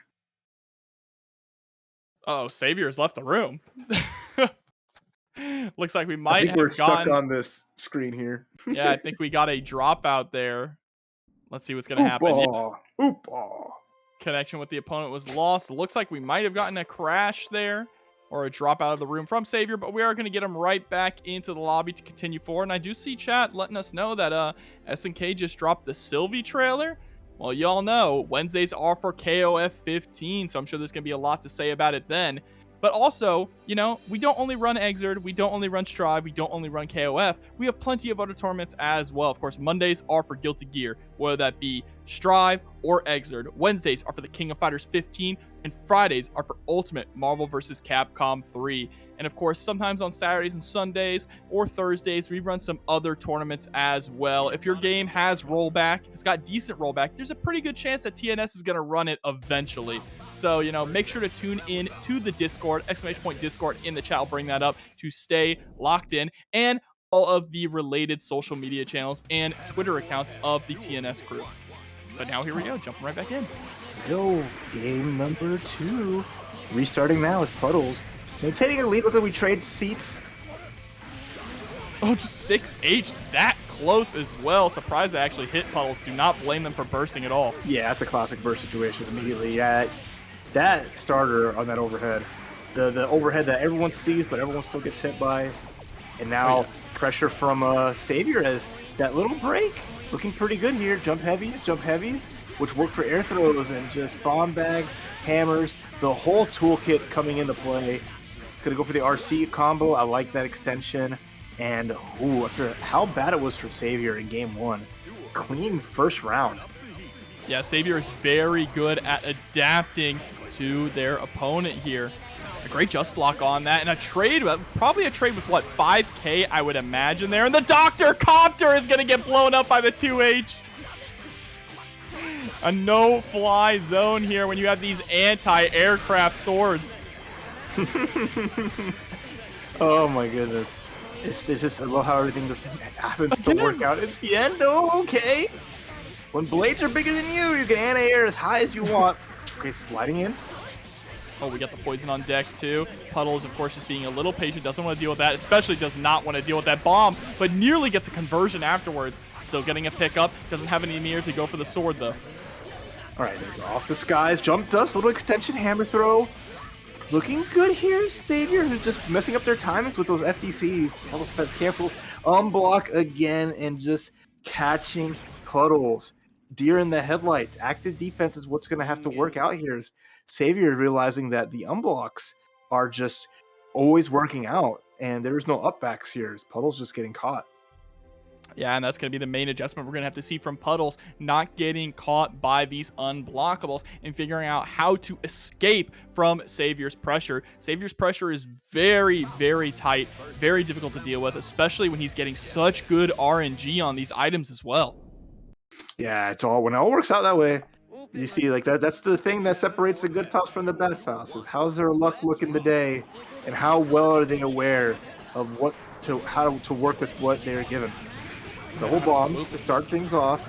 Not ideal really much how high and how mobile Puddles is playing, but the meteors is going to force things to be a little bit smaller. They didn't see them come out, and that's the number one thing as you're fighting Faust to be ready for. Not a great punish on the burst, and good lead as those meteors made such a big dent in the health bars. Here we go, gets the knockdown. Trying to catch with the overhead, but that was a nice backdash there from Savior immediately into that 6P. The oil is out. So many good item tosses from Savior. Yeah, little things working there. Gets comboed in the corner. It's going to be some good damage. There's the knockdown. Couldn't run forward because of the oil. Savior, though, gets blessed. Blocking low. Oh, look at him just chipping away with the 5Ps. Those 5Ps that you're seeing to add extra damage and to chip away at the Guts, because Guts is susceptible to multi-hits, right? The more hits, the better in your combo when you're trying to crush Guts. 2K doesn't want to get a regular knockdown. Just wants to put more pressure on. So I like this from Savior, as they're just staying in the mid screen, holding it down. Puddles have been flying left and right. They got the zoomies. There's the fireworks though. Celebrate. Okay, nice run away. Oh, there's the air throw. Toss you right back into the corner. It's God's gift. Danger time. Oh, what is someone gonna find the hit here? Is anyone gonna get slapped up? No, both players just playing it straight, taking their time. Oh, never mind. There's the push. It's a combo confirmed. You're mad, Savior. Puddles didn't have to go in, but they did. There was the high-low mix-up. Oh, ready for every single situation with every item. There we go. Baits out the throw tech attempt from Puddles. And now stuck in a very, very compromising position, but blows himself up, trying to get back and get out of the way, but is forced to spend the burst. Okay, still good situation. The sword there, nice block on. The overhead though at the last second. Oh no, Savior. 5D. Not gonna. Ooh, has to block out this one last mix-up. 2-day, there's the big homie. Burst nearly has 50 meter. There it is. Sends out the gamma ray. But just swims right in. He has the longest air dash in the game. Easily avoids it. Blocks some pressure. Accidental sword summon. 8 seconds left. God. We might go to a timeout. Puddles has to make something happen. And there's the JH catching the sword summon. Savior taking this to final game, final round. Oh, here we go. Trying to make something out of nothing here. Savior is just pulling all the stops. Pressure's on, catches the backdash. Another panel on the ground, and there he goes to safety. Oh, never mind, it's my unsafety. God. The tech. counter hit 2H that low, but Tech's forward with the buttons again, Raph. We are just not getting the punishes on the Tech forward JK. Oh my god, all these sequences coming up, Savior. There's the hammer. Not what they really, not the best item there. Getting tagged, has a burst. Might use a dead angle before they use the burst. There's the burst, and now they're gonna pay the price. 5D, but we don't have enough meter to close this out here, so we need to go for one more setup, and Savior does have 100 meter, goes for the super. You better guess for your life. Which one is it? He's committing. Oh, are you kidding me? But he turned lemons into lemonade, gets the air unblockable, try to get a reset overhead as a burst in play. Last hit gold burst, gonna throw out the spinneroonie. Oh, Flying away the FTC. And the J2K immediately into going my way, and the J2K closes it out. Savior with the clutch victory. Oh, everything was looking so bad for everybody. Hard act to follow with this match, right? But if anyone can do it, these two players definitely can. There we go, immediately anti-airing with the 5Ps. And you see Crocs Sock's going to be going for an anti-air 5P of his own. Slayer's 5P is such a strong tool to just catch people in the air. Yeah, just aware of it. I mean, we've fought plenty of times, but it's always been really fun. And this is one of those fun matchups where it's like, you know, Solstice could lose a lot of life if not careful, but Slayer has to deal with so much because like backdash canceling is you don't get mixed up as hard, but you're still blocking. Yes, the way that sword swings, both of them. So it's just been rough here. It means that the Slayer players can have to do a rare thing, which is block. But Crocs and Socks not able to block enough there in the first round. Solstice coming out on top. This round start situation, immediately being aggressive, but Crocs and Socks ready with the bites. Oh, good. Oh, I love the patience, too. Not getting too greedy with it. And crossing back to the other side, Solstice. Such great defense. But still locked down in the corner. There's the RC with the pickup. Footloose Journey is going to be enough to chip away and close out that round. Yeah, nice turnaround. Pretty solid there. Just trying to finish the job, make it count. Get to the last round right here. As right now, Solstice, prime position, gets the overhead. Good chunk of damage too off that starter. You see Slayers, I mean, early health, right? Might as well not really count, but getting the burst out of Crocs is really solid. That's going to make this a little bit easier. The chase down from both players, getting a little funky, but the anti-air, I got a 5P too. And then the cross at the last second, messing up the timings. And this is all Solstice here. Absolutely. Counter! He shook out of it because he was shaking out. It looks like he accidentally hit a button and got counter hit again, letting Solstice finish the job. That is the classic, Raph. You mash a little too hard out of stagger, and you just get blown up for it with the counter hit. Big bummers, but it's all good in the hood as now we go to a game two. Crocs, who found themselves early in the losers, trying to fight their way back up, but Solstice with a chip on his shoulder wants to turn this around too and get back up to that loser semifinals. Again, trying to go for the under pressure. It's late, but a great block there from Solstice. Getting a huge punish, coast to coast confirm again.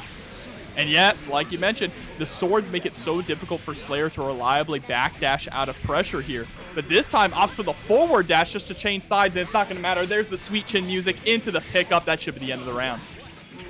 Easy peasy for Solstice. Not playing with his food, not making any mistakes. And now Crocs gotta figure out the matchup. Has been trying different things here and there. Finally gets a BDC, gets a big bite, but the big burst doesn't even work. Oh, but does get the big knockdown there with the JD. Nice 5K pickup. Okay, I'm stealing that. God damn, what a route. All right, Crocs Jr. Don't be Crocs and sucks, okay? You gotta make it past that, all right? I believe in you. It's crazy. Okay. Even crazier is getting the hell out of there, but the cat chases back. Her prey will not leave her side. Solstice with a great confirm here on that punish on dead on time. And now we're just both kind of just swinging, trying to enforce something. Yeah, there's the pickup. Crocs and Socks is going to get another chance, though, because Solstice doesn't have any mirror to work with. The forward dash does get clipped. There's the counter hit. Still, that guts is kicking in. We spent all that meter just to wake up for free, but it might pay off. And it does. Oh. The IBs were good from Solstice, but there was just enough of a gap that he got a little funky getting caught out. Pile bunker. Okay, going to a game 3. Well done. That's Crocs and Socks with that big start. And again. And again. That is it. It's on the Crocs round. Big Crocs round here. There's one more hit, whatever it can be. And it's the low, and now we're going to game 3. Very nice to see here. Game 3, of course. I wouldn't expect it to go any other way with these two players. But again, this is the loser side of the bracket, meaning unfortunately, one of these players is about to be eliminated. So let's see what's going to happen here at this round start situation. Crocs and Sock has been going for a lot of, backdash cancel either into Dandy Step or, like we saw there, Mappa Hunch. Solstice here, gonna get the quick lead. All the way stuck between a rock and a hard place once again in this corner. And just getting the extra ticks too with the 5P, I like to see it. But it's like, look at Crocs just fighting the way out of there. All these little things just paying off, and it's just, I love, like, not afraid to, like, test it. Even though the backdash cancels were getting blown up. Look at this lead. Gets the crosswise heal, doesn't get the knockdown. Try to get the sword set up, it didn't work out. And these drops are going crazy for both players. Yeah, and the JD in is going to be able to catch Solstice. Crocs and Socks now sitting at set point. Yeah, turned everything around. It was all Solstice all the time. Solstice, though, with the string, the 1, 2, 3, it's an easy burst point. Even though Solstice has been racking up a lot of damage, we've seen what Crocs can do given the opportunity. Oh, it looked like we tried to go for the sword summon there, but unfortunately didn't have it. Oh no, that is a huge pickup with the 6H. All the way with the knockdown. I like that wake up. Okay. The one true reversal that she might have, gets the knockdown, set up the sword, force this man to block, and put him in the blender because this is Solstice's last chance, and that should be... What is a burst toll? I don't think Crocs is going to go for it. No, I don't think so either. Definitely going to hold on to it because... Whoa, okay. I don't even think Crocs was ready for that. That was so bizarre there. I was not expecting the tech out. But again, final game, final round now. Almost found a little something. The Solstice turned the tide in the corner, though. All these IBs aren't helping a lot. The Helter Skelter. Oh my god, unlimited pressure sequences as those last chance burst. Crosswise heal beat. Not crosswise, sorry. Footloose Journey right in there. Oh, there's the backdash Mappa. Overhead!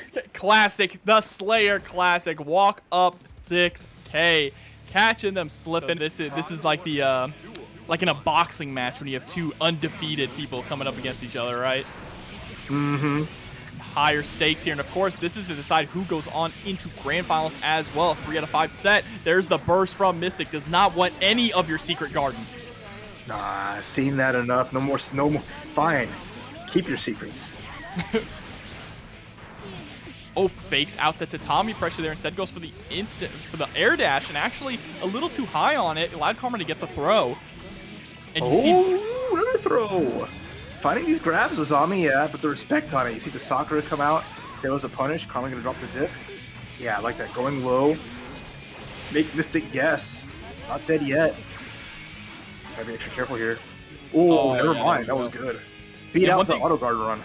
One thing we were seeing a lot too in that very first round was Mystic was willing to spend a lot of resources defensively, whether it be dead angle, of course FD to just get Millia off of her, or burst. So I think that's going to be probably a constant throughout this matchup, right? Just trying to create some space to get Millia out of the way.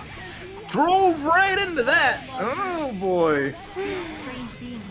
And thank you, Dusty Bristol's coming through with the 17 months. Welcome back. Oh, it is always fire here at TampaNeverSleeps. The overheads are fired too. There's the burst out Mystic. Oh, tried again to run through, but I like Karma calling it out. Oh, she's too light for that. Weird. Whoa, interesting interaction. Discs, yeah. Oh, counter hit. Caught her doing the crouch Azami. And now, yeah, I love that run around. Mix up time. Gotta guess and pray. Oh, the rare install super. Chroming Rose actually working out as Karma found themselves in a position to use it.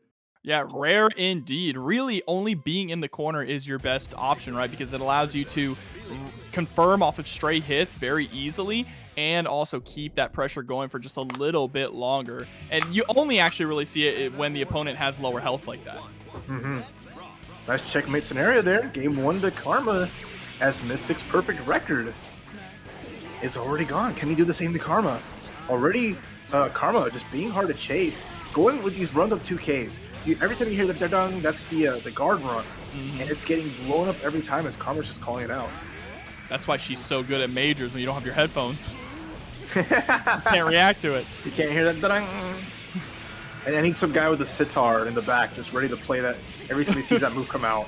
Bring him on deck. Oh my god, I'm perfect. Yeah, there's the perfect. But it is true. Humans do react faster to sound than they do to visual stimulus, so. But hair car right at the start getting blown up by the tatami. The trade that worked out pretty good. Karma putting Mystic in the corner. Now Mystic's gonna hold all of this. Dizami with the roll under.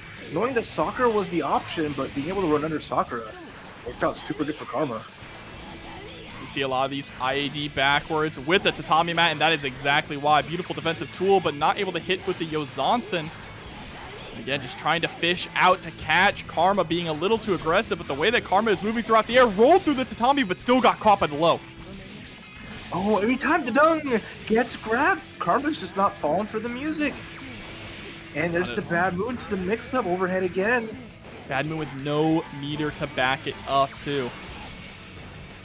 Oh, but there's the throw, stabbed, kicked right back into the corner. No blitz for you. Oh, clutch block on the cross-up, but still gets tagged. Mystic with that first round on the board in the game number 2.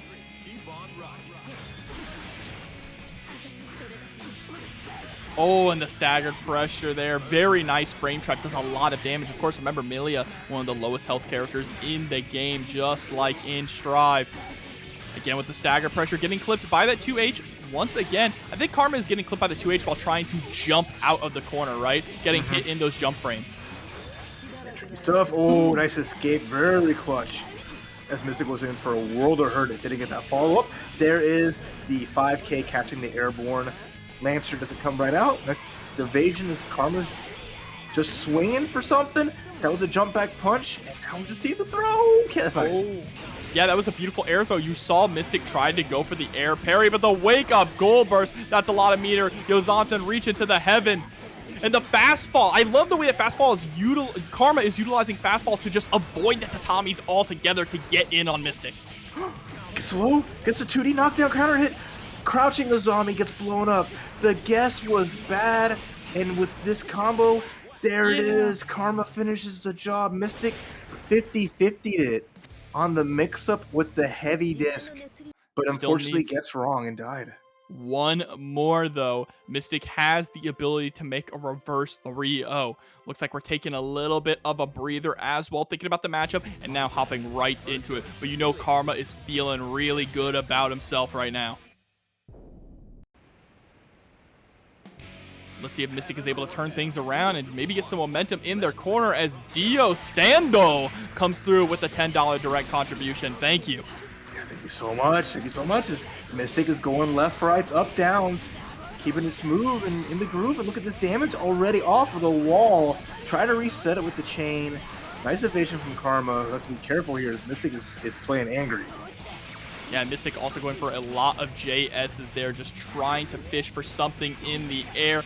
What a YRC into the back toss. And now Karma really has nowhere to run and no meter to work with, but why run when you can just fight out? Yeah, why run when you could roll? Solving all your problems the FromSoft way. But the air zombie is going to be a nice touch there. That was really good from Mystic for doing the up back into it, so oof. Now again, at the round start situation, trying to go for that 2D. Karma still just being so high flying, difficult to catch here. Mystic's really having a difficult time just getting a grip on handling the neutral. I've never seen someone manage the tatamis as well as Karma has tonight. Yeah, I feel really good. In the air, on the ground, every little thing's been working out pretty good here. As Mystic has lost a lot of life. Gets knocked down too. Oh, I love that turbo fall on the other side. Gets the cross, gets the combo. Secret Garden, yeah. Azami's out. The bubble's still in play. Oh my goodness. Dash in. Nice grow for Mystic. Okay. Big damage and potential for the run through. But again, every run gets met with a 5 heavy. It's just that one got an anti-air counter hit. Karma gets it and now is on match point to get to Grand Finals winner's side with the barely aiming a scratch. Yeah, but there's the burst out very early on. I like that. You don't want to allow Mystic to get that early momentum here, especially because you know you can take this if you can keep him locked down in the corner. There's the Bad Moon. There's the burst. With the run up, just a hit's gonna get the knockdown. And I love that RC just to guarantee the Secret Garden, but the Azami on block gets out of there. And Karma is just disengaging too. Whenever Mystic is able to escape from a situation, Karma just backs up and disengages. He knows he's winning out in these neutral situations, so you don't need to force a scramble. Oh, this is his last chance for Mystic. Gets jumped in on. A little bit of blocks. Lush Shaker gets the hit. Full combo off the counter hit Sakura. Black Beat combo, we take those. This is what's going to keep Mystic in the game. Oh yeah, but there again, fast fall into the wire C, gets the pickup, tries to go for the 2D though. Zoom, zoom! There goes my Spy Hair Car into the corner. But dangerous territory. Mystic with the last chance burst. But counters! Goal, guard points right through. Doesn't finish it off because she's so light. Oh, tries to go for the 6P and the parry answer, but there it is. The flower blooms and Karma blooming all the way into grand finals with a 3 Crocs learned in the meantime. Okay, this is a spooky situation for both these players. They gotta fight. They gotta fight an angry Mystic. Oh, your extension's coming out. That's a rough because you get blown up and that was a free combo for Crocs. This pressure too, there it is. That actually should be dead. Yep, 5D, 5H, 5H, you're stunned. Oh, jumping out of it. That was such a genius play there from Crocs, recognizing that he got the stun a little too early, so if he tried to go for the same combo, he wasn't going to be able to finish it off with the kill, right? Yeah, good awareness of it. Sees the birds, made it count. And Savior, I mean, their item luck is a little rough here, but gets a throw, and now we can see if they can get a little something going here. The pressure is looking not too bad. Okay. Nice combo, good damage, and just 2K, yeah. 2K is going to be like the big money maker. Such a good button to deal with any of Slayer's BDC nonsense. Has to respect the buttons. Instead, goes for the low into the hard to blockable Dr. Copter. So many legs. That was a beautiful round there from Savior. Just both of them snowballing in their respective rounds here. Oh, what an escape. How to respect it, though. The hammer comes through. And just whatever counts. But look at that low profile. Every time it's been so solid from Savior, who's going under all of the matchup-specific stuff. He's able to low profile underneath so many of Slayer's options, right? He can low profile underneath the 5K. He can low profile underneath the 5P. Just underneath so many things, and it makes it pretty difficult for Crocs and Socks to keep consecutive pressure on. Oh, so they need, though, is the big pile bunker burst. Super good night. Game 1, the Crocs. Again, punching out all of his blood. Just whatever's left. That's why he is the way he is in Strive. It's like he took one hit from Slayer, and that was it. He needs more iron in his diet. Someone get this man a blood transfusion. I don't think anyone's got his type of blood, I'm sad to say. Yo, most vampires bite you and suck your blood. Slayer just punches it out and then drinks it. Okay, no, not knockdown. He gets the poison at least, and life is ticking down pretty solidly. Good situation here, as Savior's got a hefty lead. Oh, and there's the overhead. Immediately going for the bomb. Actually forces himself into a difficult situation, but gets the confirm there after the 6P. Doesn't even need the meteors. That's as good a round as you could ask for.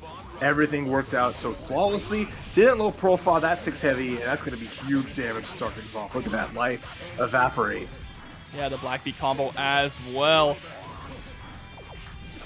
There's the bite two again. And up back gets blast, and then just boop. In the perfect. And I love that Crocs and Socks goes for double bite into 6H, because after you get bit the second time, you're just thinking, I need to get out of here. I need to get out of here. So it's kind of a tendency to try and jump, right? And Crocs and Socks is calling that out. And even that round start just going away so fast. Jump heavy. Gonna let the knockdown happen. And yeah, that's a last chance burst. Pile bunker, gonna avoid the bomb. Gonna go for one more big hit, but the vulnerability of dust actually works out that time. Yeah, and Crocs and Socks unfortunately had to go for the lesser route there with the P pile bunker, right? Because we couldn't go for K. That would have put us in danger against the bomb. Hammer, counter hit, Bomb nice. out again. Sun's going up, big jump heavy, counter hit too. Getting bombs. close to a dizzy here. They play their cards right with the jump dust. And now mix up for game. There's the bite. GG's. Again, ending it in style with the burst dead on time. Crocs and Socks. Moving on to losers finals. Seen Mystic on a tear, but Mystic can bleed. We saw what happened earlier with Karma. Absolutely. This is that funky losers bracket Crocs, where he's just having a good time, you know, unshackled by the weight of the winners bracket. For sure, and I want to let you all know as well really quick, we are at $61 in the match arena. Let's try and push that to 100. Make sure to hop in there and use those sponsor quests. But look at this, in Dust We Trust, the Blackbeat combo connects in the backwards to Tommy Matt there to catch Crocs and Socks with the tech forward. Easy first round for Mystic. Yeah, getting up those free hits, and it's all worked out pretty good here. As Mystic, again, making the space to get the Tommys out. Doesn't want to be in pile bunker territory. Gets the Azami 2 knockdown. And oh, I love these reactions. Saw the teleport, decided to up back, try to get a grab, recognizing that Crocs to try to get out. So it's just really good split the second decisions. Yeah, had to RC that, both of those just blocks coming out from Mystic. I hate that clash. I'm so mad at that clash. But it always does. Of course it does. Nice range there on the 2D, able to score the knockdown. What a forward dash there, straight into the burst. Dead on time. It still wasn't enough to kill. Are you kidding me, My Mystic? man went for that. Yo, Zan said YRC immediately getting out of dodge. But still paid the price. That was so next level of a read. Yeah, Yo Zonson to get off the ground and avoid the bite. That was galaxy brain stuff there from Mystic. Okay, crosswise heal, punish. Nice knockdown into the corner you go. I like that. Just chasing him down. Push him in the corner. Yeah, Crocs is going for a lot of these crosswise heals, probably expecting Mystic to go for jump backs into Tatami, right? So that crosswise heal is a really good way to snipe it out, to snipe out the startup and get a big confirm and a big punish on Baiken. Oh, yeah. Gets the jump in. Ooh, gets the full combo off that too. Next hit wins. Oh, but Mystic gets thrown. Bite. Oh, no. Doesn't work. And that does it as... That was an uncombo to finish it, but hey, we take those. Absolutely. If it works, right? Hey, that's right. And now we go straight into what could be the last game. Or no, excuse me, this is 3 out of 5. Getting a little too ahead of myself here. Mystic up in game 1. Still has to get 2 more, so Crocs has an opportunity here to tie things up. Nice 2S catching the tech, but the burst puts Crocs into the corner. We're already getting a little bit funky with it. Getting that good damage, but if you're Crocs, how do you follow this up? As now as Mystic is just going on a tear here, has plenty of bar too, and you can't escape the flooring. Getting caught once again, and that is going to be a kill combo. No, he believes. I mean, you have nearly 100 meter. Why not go for it? Danger time. This is the way you want to do it. Oh my god, 5K. Crossover. Look at this damage here. All of this, gonna see a super. No, it's gonna be the overhead, and now you're dead. Oh, God looked at Crocs and said, "Go forth, my child." Thank you, Daisuke. Thank you so much. Bring back danger time. That's Slayer time, all right? Oh.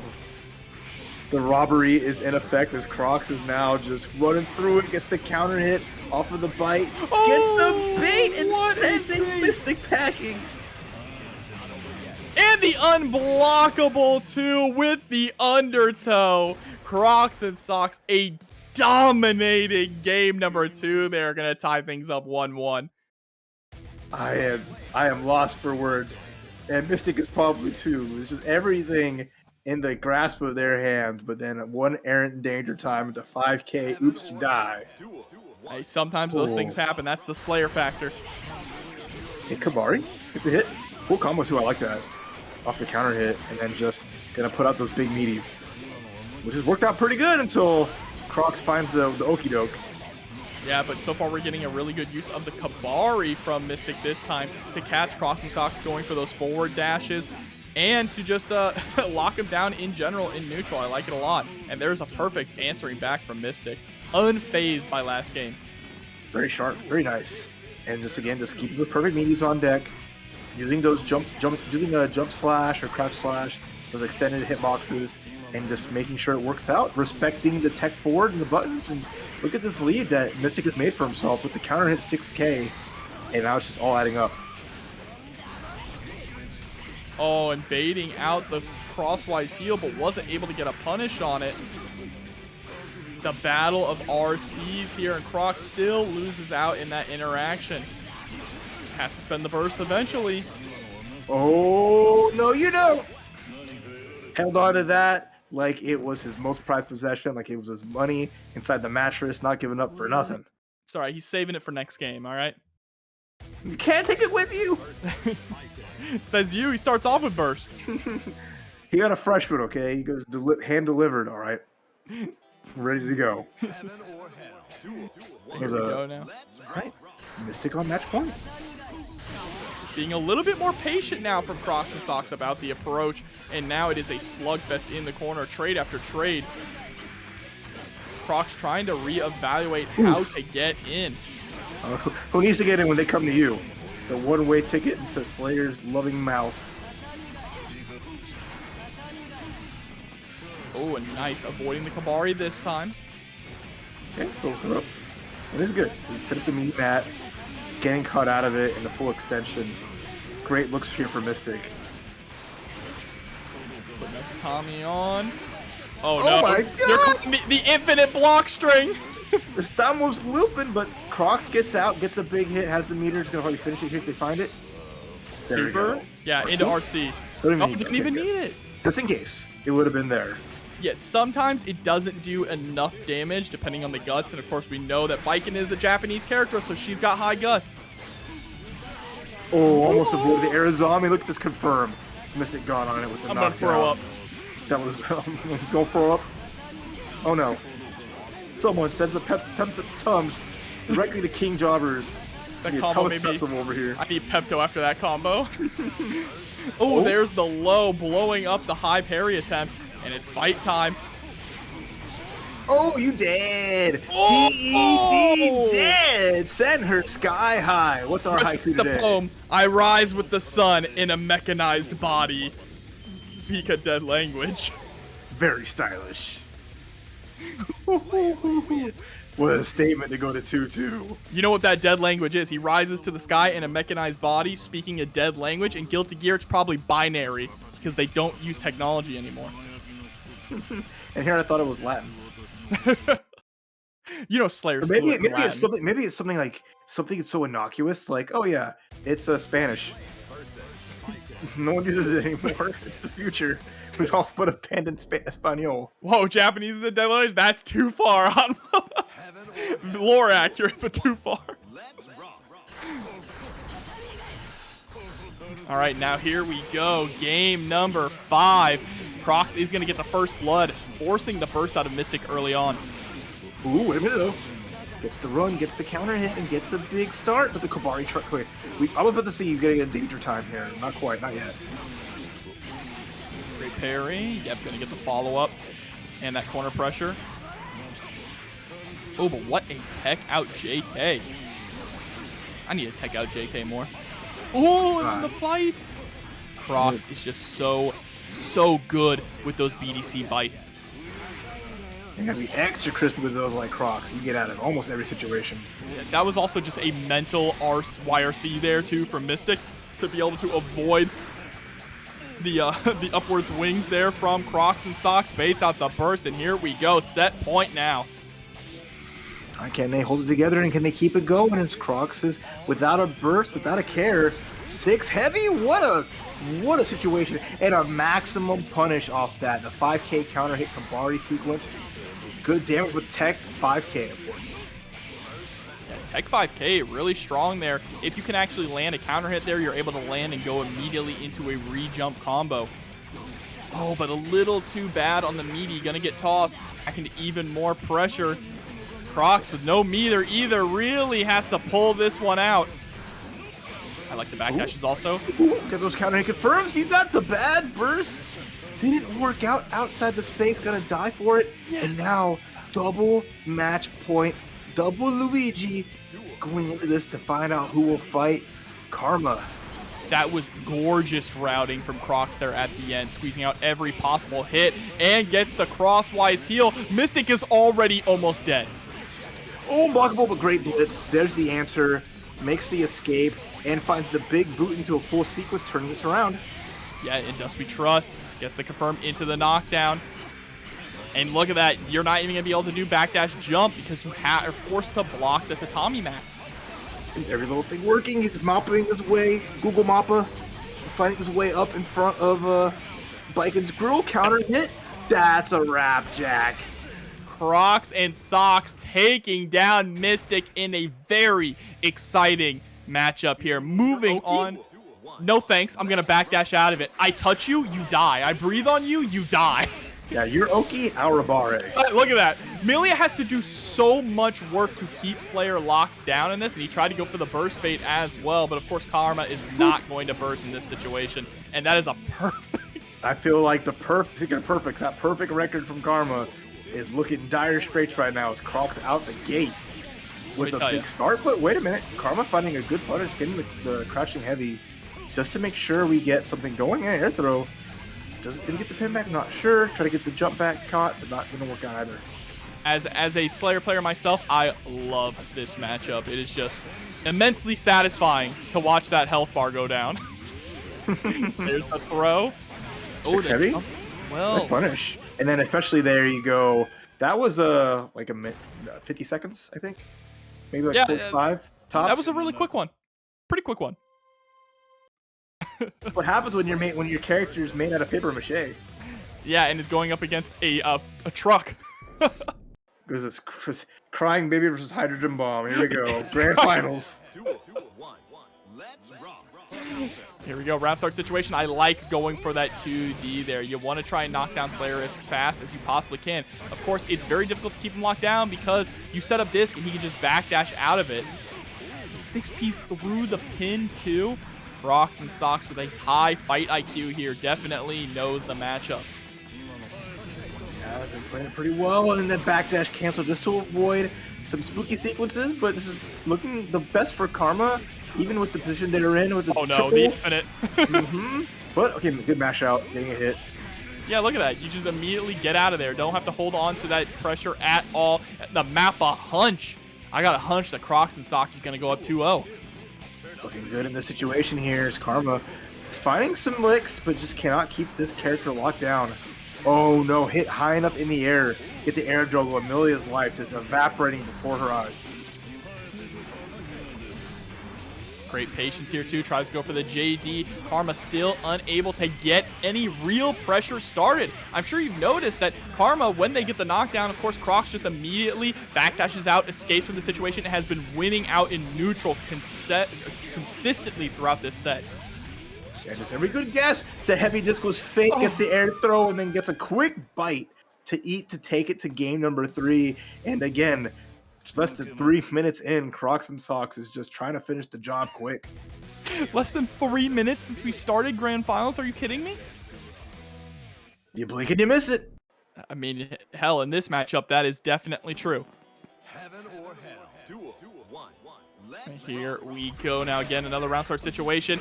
Crocs calling out the 2D this time with the backdash cancel mappa, utilizing those invincibility frames. Try to too heavy there. Try to get an anti-air, but it's just so hard to get Slayer's jump heavy. Those hands get so big, and the danger is so intense. And Karma's life is already almost gone off of just all of what's transpired. But catches the up back at least. Karma getting something on the board. Has to respect the meter. Oh, but there's the super. Oh, actually doesn't go for the map. A follow-up, but baits out the burst with the dandy step. I'm good, Crocs and Socks on tournament point, threatening a 3-0 sweep. 3-0 straight, not a round drop. I think I've seen enough. We can call after this. This is Shin Grand Finals right already. What I'm saying. The towel. Oh boy. Okay, finally. Crocs Get something. If he dies, he dies. Oh my goodness, there's no Karma just can't get anything going. No, not at all. One touch away, burst super, but the winger's gonna come out. Okay. A little bit of a rescue situation there, and the extension too off of it. Beautiful. Beautiful pickup.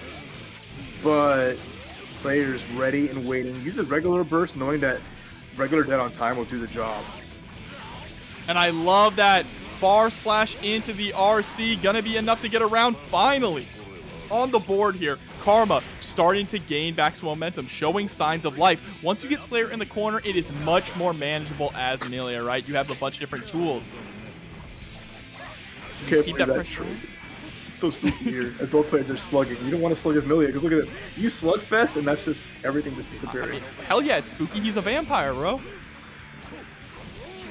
Great just blocks, though, from Karma, but you can just block all day. You have to score some hits, and there we go. Catching with the 2K, you need to have your meaties on deck, and especially you need to figure out ways to call out those backdashes. Nice FDs, Footloose Journeys makes the escape. The journey is never over, though. Haircar resets it. Just trying to see what Karma's options here. What a tech, the rare tech throw. And Crocs is just happily sitting. Oh, wait a minute. Gets Lance, but doesn't get comboed, and then the stabby, the burst block. Oh no, but doesn't go all the way up. That was really unfortunate, and tried to catch the backdash there with the 2K multiple times. Oh, Karma mashing. That should be it. And yes, we're on the board, Karma. Nicely done. Okay, Karma. I apologize. I wasn't familiar with your game.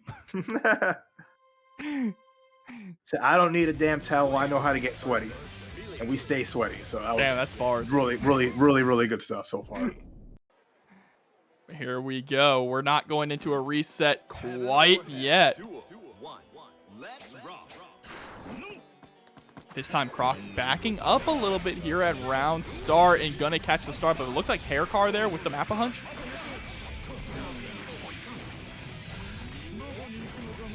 Okay. Throw. 1, 2. Yeah, the and one mixtape always coming through. Keeping you dizzy. Crocs.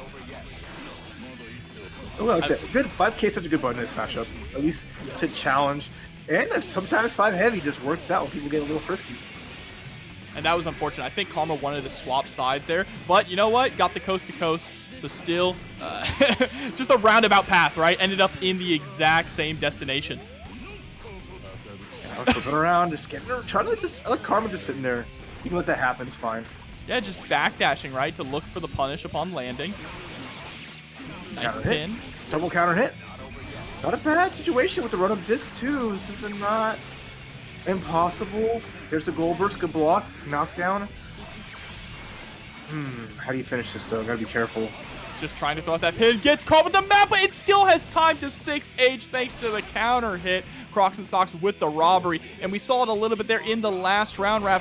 But Disc YRC is going to be one of Karma's best friends also for shutting down those backdashes. But good God, over 50% of your health bars just vanished at round start. Oh, but the read, we've seen that before last time they played. It was every time 6H came out the roll, getting a punish. Nice from Karma just to kind of chill. Beats out the 6P before it gets too scary. And then nice double mix up. More repressure. Okay. Yeah, I like that. Utilizing the dead angle just to escape from the corner. Gets the air throw as well. Goes for the 6K overhead. Not going to quite work, but the bite does it there with the Mappa. And we have a reset. That's huge. Big reset there for Crocs and Socks. Karma stopped the bleeding for a little bit and was showing some like signs of life. So, but has another whole set to see if they can keep their like adjustments in tune, and if they can stop the steamroll that was happening before. Yeah, you can put a tourniquet on the wound, but you need to stitch it up and get back in the fight. And yeah, the backdash cancel jump is going to completely negate the overhead low mix-up that Millia can put on other characters, right? For sure.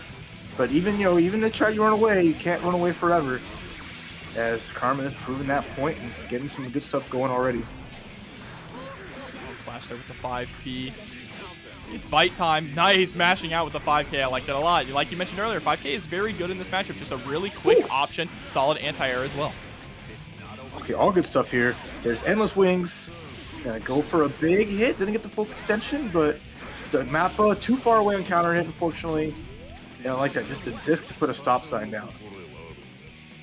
Yeah, I wonder if we wanted disc or maybe if we wanted roll in the drill, right? I think that might have been enough to kill too. All right, Bad Moon again. Yeah, it's not going to really do anything for a mix-up, but it does put pressure on the opponent. This is the best Karma has looked so far in this set. 6H is going to whiff, allowing Crocs and Socks to get time to escape. But again, catching with that low. And I think catching with the lows is also very important in this matchup. You just need to find that low, get the knockdown. Secret Garden is beautiful for keeping Slayer locked down. Not the worst situation. I love that. Yeah, jump 2K. Not the worst, like getting hit by it early and then just flipping around. Okay, dead angle. Still though, Karma. Oh, I didn't say anything yet. Karma just getting slapped up.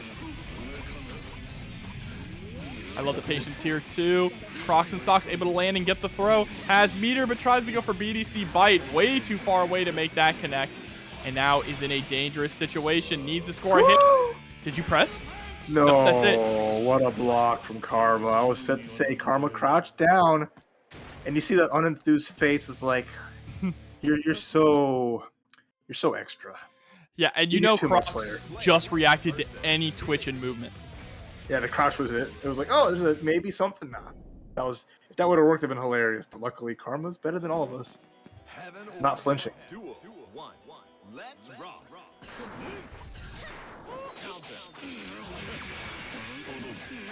All right, again, ending with a 6B into 6H there at the end. Interesting choice. But Crocs and Socks explosive on the pressure. A lot of footloose journeys coming out, just trying to stay mobile. Pick up, should carry all the way to the corner, absolutely. Okay, look at this Karma go. Everything's swinging back in their favor after this big reset. Eternal Wings, though, it's going to be a big combo breaker. Slayer, who has the plethora of escapes, needed an invisible reversal just to make sure that you're paying attention. That'll be in the final exam, so be careful. Karma definitely looking a lot. Oh, wow. As I say that, looking a little dead right now, but there's the burst. Still believes that they can take this round, and they do have the meter to do it. Okay, we're going to see a burst from Crocs. Not going to get the opportunity. He's going to do it as a hero. Pixel life left. Anyone hit, and the double blitz back. And no return for Crocs as Karma took a chance, and it paid off. And Karma threatening to go up 2-0 here, giving Crocs a taste of their own medicine. There's the 2D at round start. It looks like Crocs trying to go for the 6P. And that 6H is also really good at catching Slayer in the just regular IAD height. But this time, Crocs and Socks makes the adjustment, goes for a little bit higher air dash. Whoa! Goes flying away and gets punished. Yeah, again, no escape. Millia is going to be a quick one. Oh, wait, Tech 5K, yep.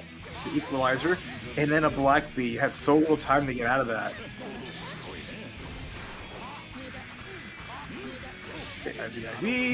Trying to go for the 6K. Yep. Oh, that was so quick from Karma on the reaction. The classic Mappa hunch YRC to go into the throw, but Karma was quicker on the draw. Catches with the low. Has a lot of meter here. There's the Secret Garden setup. These blocks. He can't block throws. Now he's going to have to burst to stay relevant. There it is. Last chance as Karma needs a touch, needs a hit. But instead he's going to use their burst to stay in there. Doesn't want to go to the last round. Pin is gone now. That's a huge option missing for Karma with the 5K. That's that ballerina legs there, putting in the work. Karma going up 2-0. Okay, wanted to make things interesting. I respect that from Karma. Losing big time in the first half of Grand Finals, and they said, okay, the kid gloves come off and is just taking it to Crocs with just great reactions, perfect button presses, and just unrelentless pressure. Incredible stuff we're seeing here. If Karma can get a 3-0 in the reset on Crocs, that would be incredible. After just how dominant Crocs was in the first set. All right, Hair Car is going to connect. I like the super jump too. Super jump JP, that's to catch the backdash super jump there from Crocs, but Crocs able to avoid the Hair Car there and get the punish with the JH. The Hair Car is susceptible to those jumping normals, and JH is a perfect tool to blow up Hair Car. Yeah, unfortunately, she's got plenty of cars left in the garage and plenty of pressure going as the dead angle gets destroyed. Secret Garden's out again. You can't even backdash bite. That immaculate spacing. To avoid it, we're at tournament point. just like that, Karma's ready to seal the deal on this and remind everyone why Millia is Bae. IB, Ooh. but the too heavy. Okay, that worked out pretty easily. Yeah, and he goes for that 5P there after the Mapple Hunch to catch the tech forward, or just a neutral tech, right? Just mashing on it there. So now 2H counter hit again, trying to go for the burst safe routing and able to close out the round. Crocs and Stocks is still in this. I like the mix-ups. Usually we see a lot of 6 heavies from Crocs, where Karma will try to go for the roll, but the roll's going to get blown up by the 2 heavy. So good adjustment as that button is now coming out from Crocs, who is now just fighting his way forward, get some hits in. But the Lance coming through, what a backdash, what a grab. It's going to be a spicy final round here. And just, look at that, pressing constantly on the 2K, just trying to catch Crocs, standing up anywhere so we can get that knockdown and just prevent Slayer from moving around the screen. Catches the backdash, it's heavy. The cross-up counter hit. Damage adding up. You can't jump out of that without FDing. Crocs still has plenty of meter, though. There's the dead angle. I thought Karma was about to bait it for a second and gets the pickup. This might be enough with the bad mood and the RC Lust Shaker. Karma takes it 3-0 in the reset. Absolutely supremely well done. Gave some games to Crocs as a show of good faith, but then went back to their streaking ways. Put some clothes on, Karma. We don't want to see that around here.